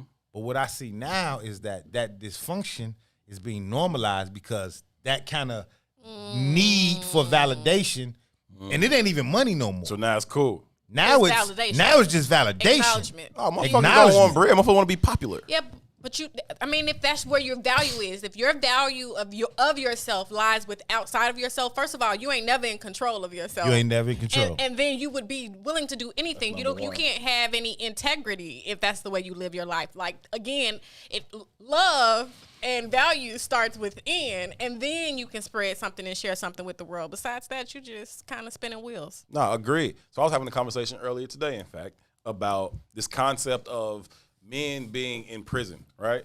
And if I let a dude give me head in prison, am I gay? And I was like, yeah. Like I don't, or at least bisexual, right? Sexuality can be fluid, and then you can get out of that and be like, nah, but sexuality is fluid. Like if you're a male and you're bisexual, you're gay. But okay, but I'm okay with it too if that's what you choose. I just don't want somebody to be confused about the language. So dudes can't be bisexual? Nah, you can be, I guess, but it still makes you gay. You just I don't know. It's not mine. I'm not definitive. I don't know. Yeah, I think that's complicated. Let's keep going. I'm asking that because again, to your point about dudes saying like, nah, I ain't gay. I'm just gay for pay or whatever, right? Yeah, fuck me up. Right. And so I'm saying motherfuckers be like, oh, I'm just behind this wall. I'm just doing this to survive. Or I'm getting paid. It's commissary. It's meals. It's whatever the fuck. You know what I'm saying? No, I never thought of it like that. No, but it's Commissary? still They sold it for commissary? That's the currency in prison. It ain't cash. That's fucked up.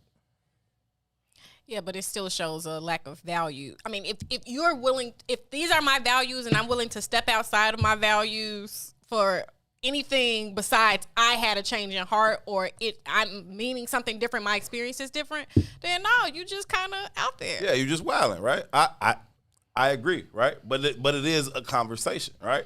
I got Booty Warrior. What's the dude from the Bulldogs? That's the funniest shit. I got an old head that funny as hell, wild and crazy and shit. But he say shit like, I'm bisexual. If you bang, I'm going. You know what I'm saying? Like, you know what I'm saying? Or he say I'm trisexual. I try anything once. You know what I'm saying? Like say that kind of shit.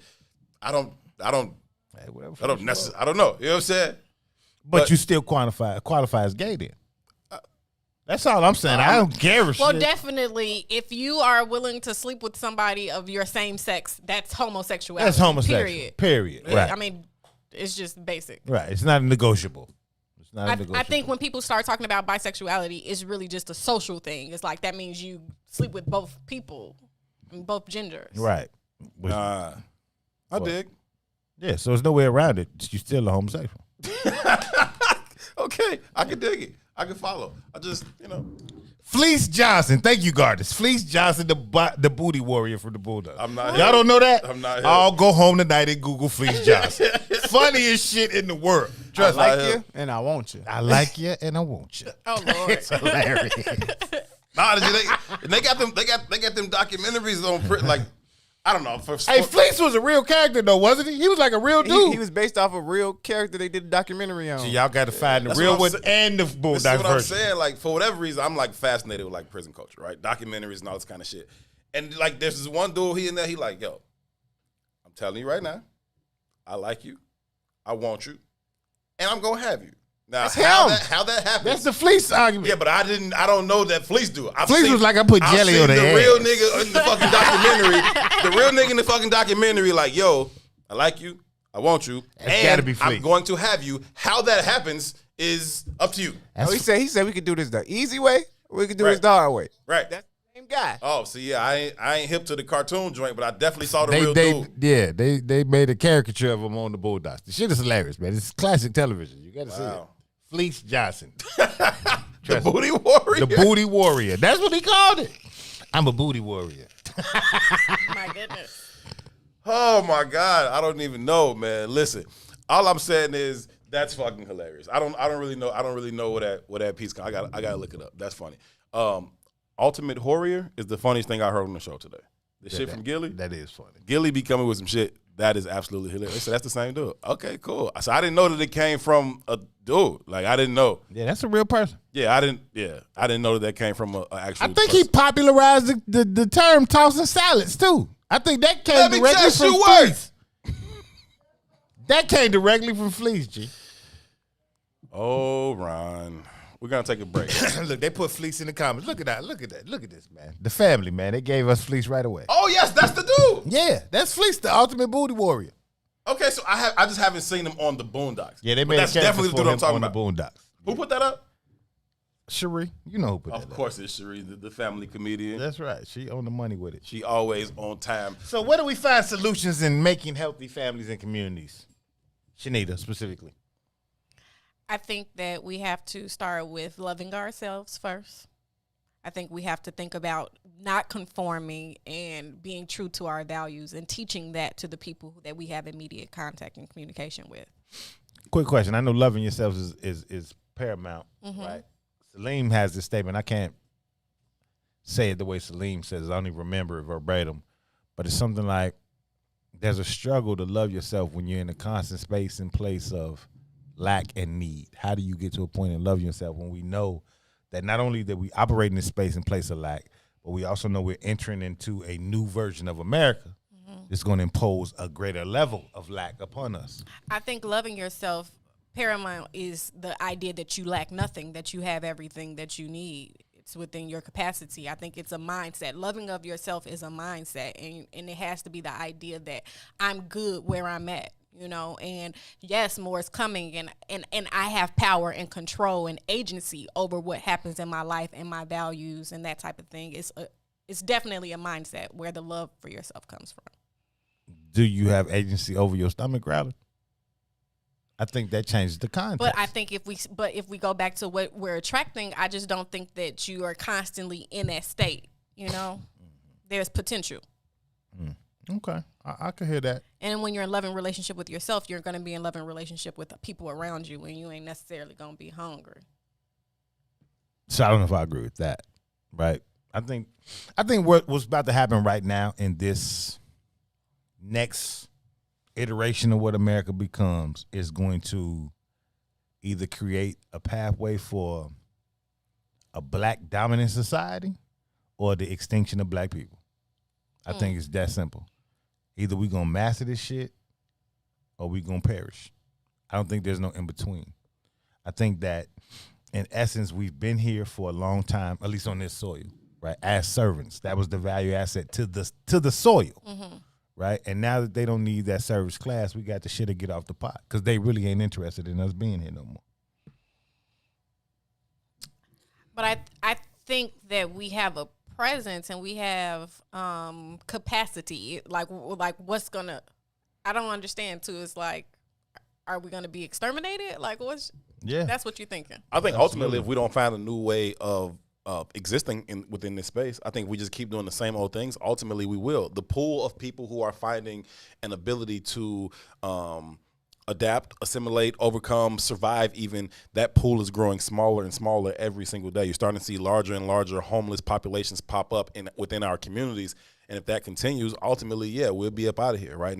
And you know, those of us who are able to, you know, find some way of surviving or even some semblance of thriving within this society, if we don't look at the bigger picture and understand that our entire community is suffering gravely, ultimately it's just going to be a few motherfuckers left, and a few motherfuckers don't mean shit to nobody. You know what I'm saying? Like, the only power that we have left is in our collectiveness. Like, if we're able to be connected, if we're able to move as one, if we're able to have a shared agenda, a shared identity first and foremost, then we can leverage that for some other things. But once that is even that is gone, we have nothing left to fight this thing. I guess part of me has to spend some time processing that idea, because what's not sitting with me is that we are kind of alone. It just seems like such an extreme perspective of who's with us. See, that also worries me. Them and us. That also worries me, right? That it's even viewed as an extreme perspective when we all have historical context, right?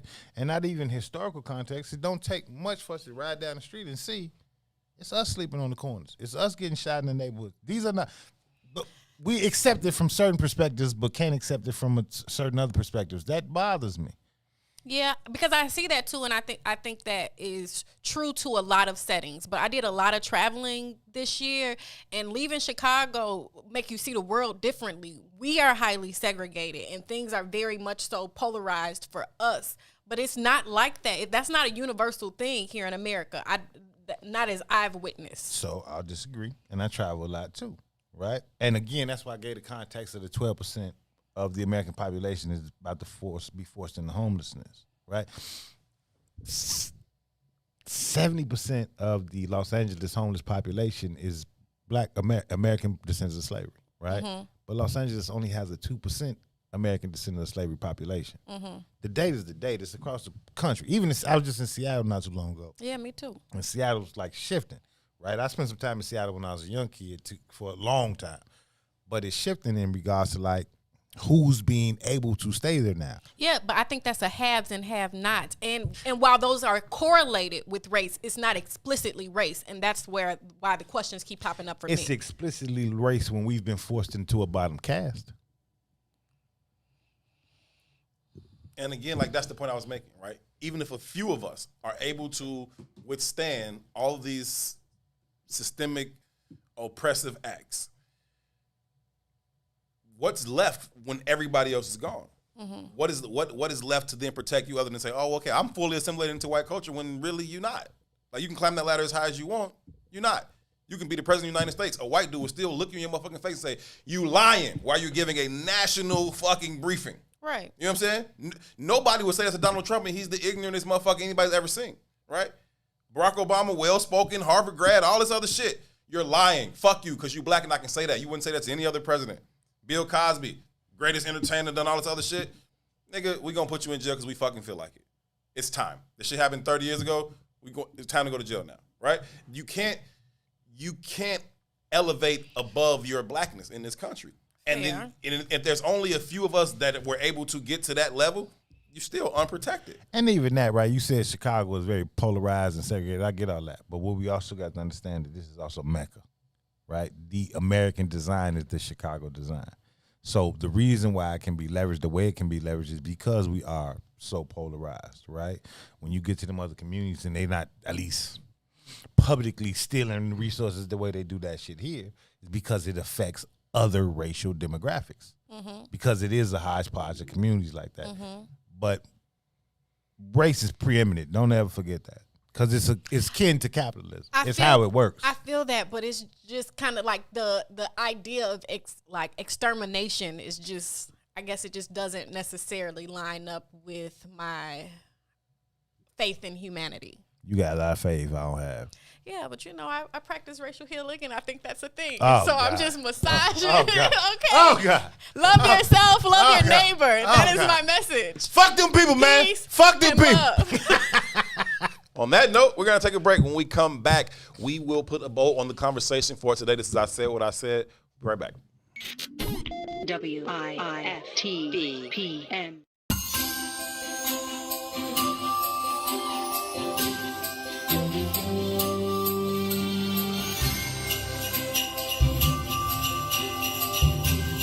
Ty Stroger here, and at What's in It for the Black People Media, we would like to wish you and your family a very happy, safe holiday season.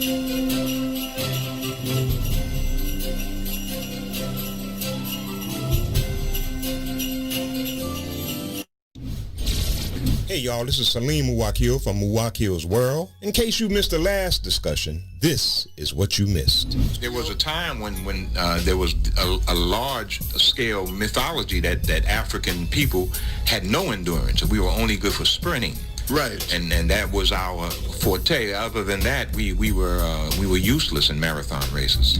Establishing your patrimony on the land. If you bury the dead, that means that this land is forever in your family. Who are our ancestors, really? We are the living ancestors to a whole genealogical line going back hundreds of thousands, millions of years that we carry within us living today. Everyone who preceded us.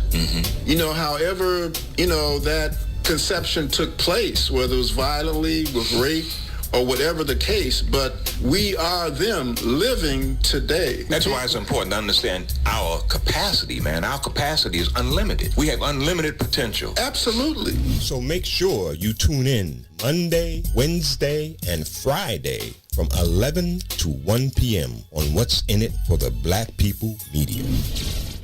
Food, culture, impact. What's in It for the Black People Media is proud to support The Woodlawn, located at 1200 East 79th Street. The Woodlawn is an innovative economic center for the entire family. Stop by and try our jerk-inspired menu. Plus, get details on our new Igloo Dining Experience. Restaurant, event space, cultural space. For more info about reservations or our COVID-19 friendly space, visit us online at www.thewoodlawn1200.com.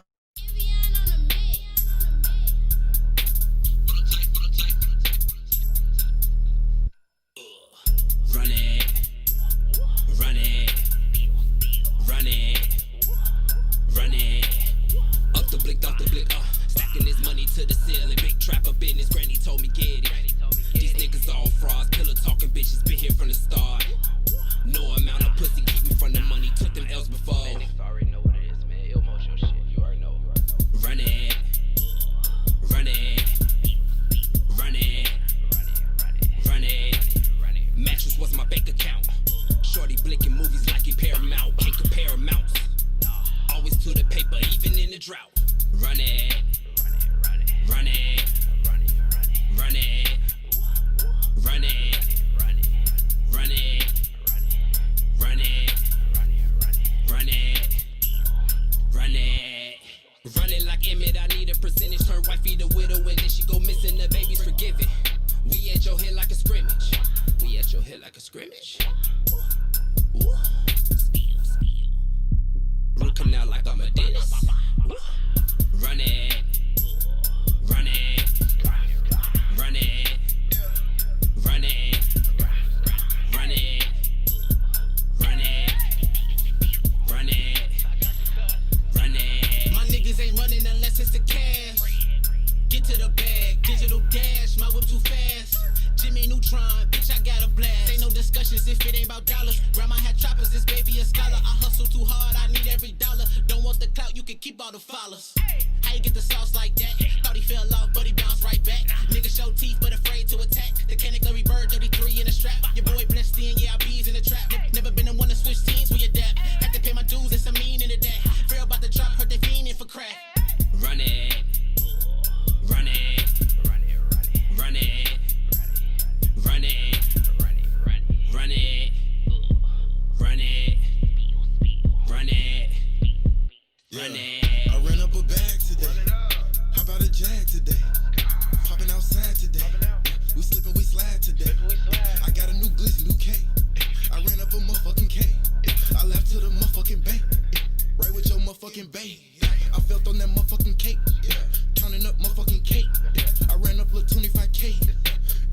me 2 weeks.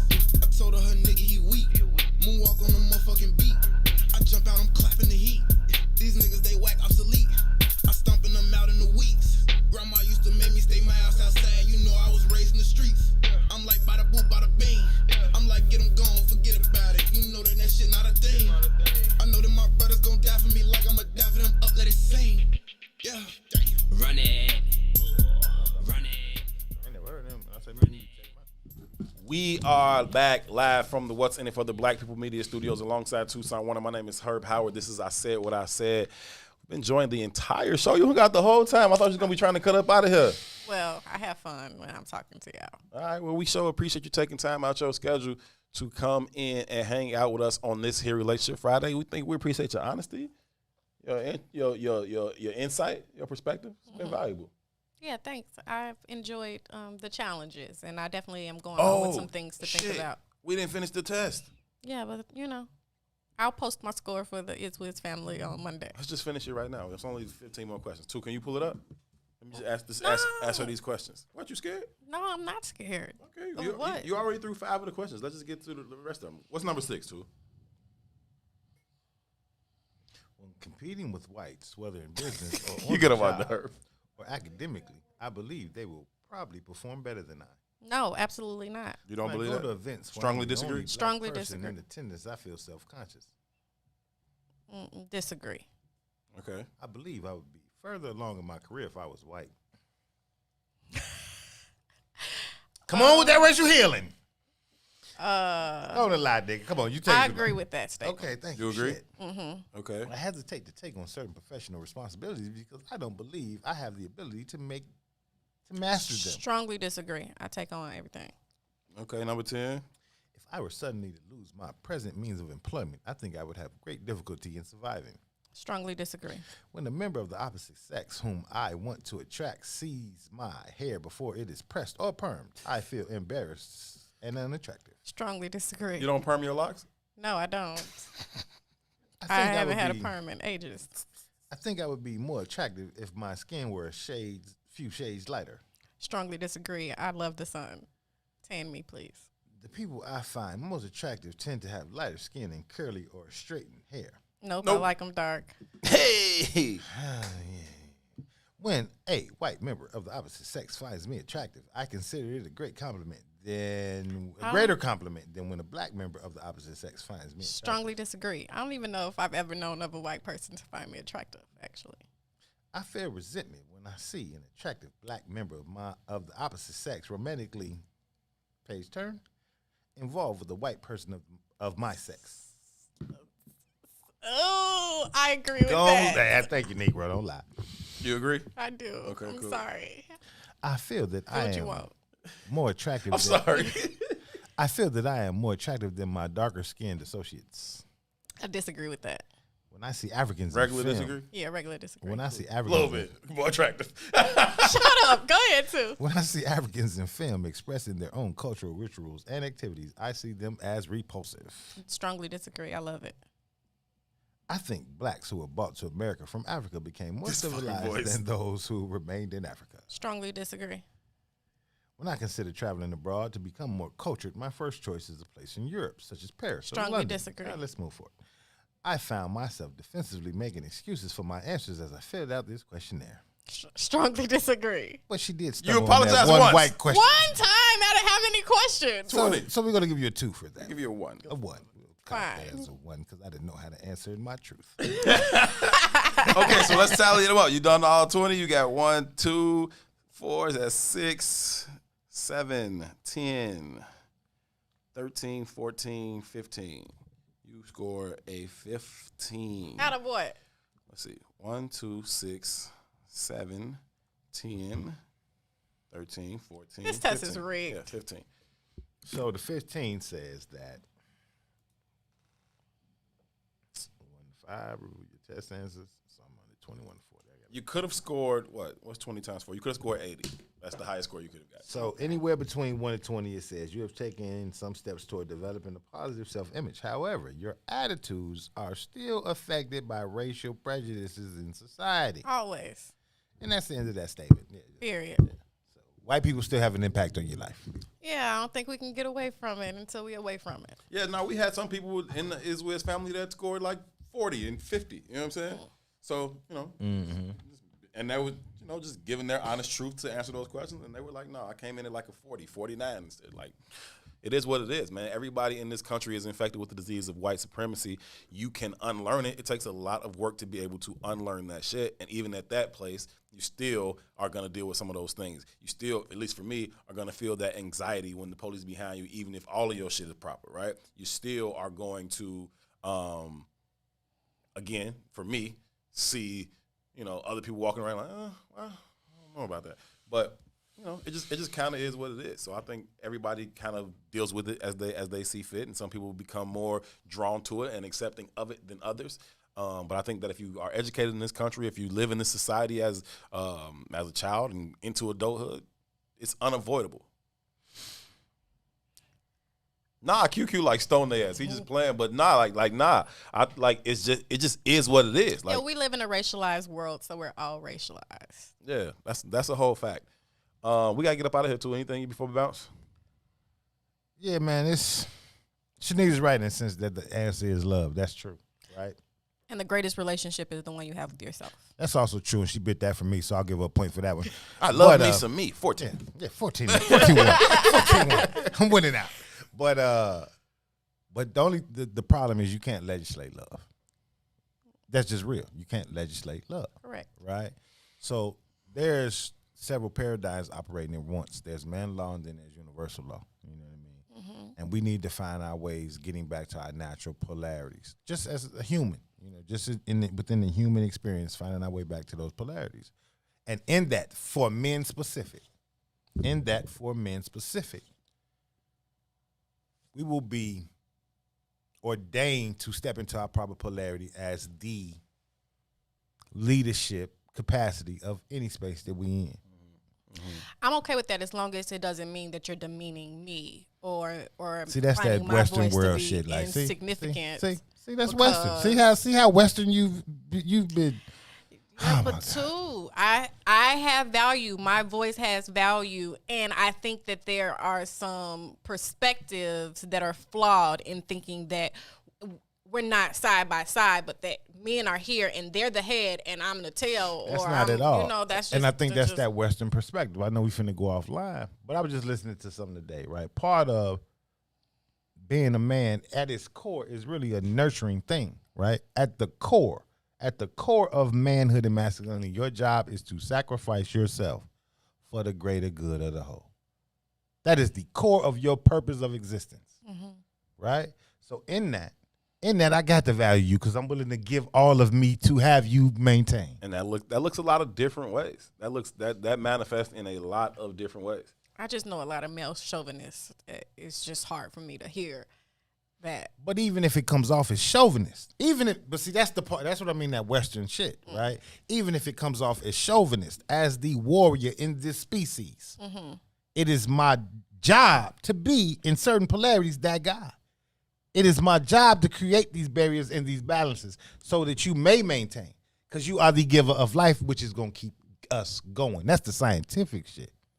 We get up into this Western world shit where I feel like I should be able to say, sometimes you got to shut the fuck up, because in the greater good, you have a bigger purpose. Right. You know what I mean? Fair. It's just that simple. And that sacrifice looks a lot of different ways. It's not necessarily always about, I go get it or I protect, I do this. You know what I'm saying? It may look like, as soon as I was done with school, fucking done with the shit. Shanita is like always learning, right? Perpetually learning, trying to get more and more education. Okay, cool. You going there to go to school? Cool. We're gonna live there now. Okay, you going there to go to school? Okay, cool. We live there now. But you sacrifice, you do different shit. But anyway, we are completely out of time. Thank you so very, very much again. Appreciate you having me on. You gonna come back sometime? Yeah, sometime. But not Monday. Not Monday. Listen, man, we got to go. Make sure y'all pull up on a Sunday for the kickoff, kickback, pull up and pull off tailgate. Me and the Bigs, Eugene, McIntosh, Terrence Tomlin, we will be here. That starts at 9 a.m. on Sunday. Stick around tonight, though, because tonight, Chris the Critic, debuts right here on What's in It for the Black People Media at 8 p.m. And then Go Ladies, hosted by Magda Desir, is at 9. Stick around What's in It for the Black People Media this evening. Hope you all have an amazing evening. Tua and I will see you back here, same time, same place, 3 o'clock on Monday. Until then, y'all be good to each other. Peace. Assalamu alaikum. WIIFTBPN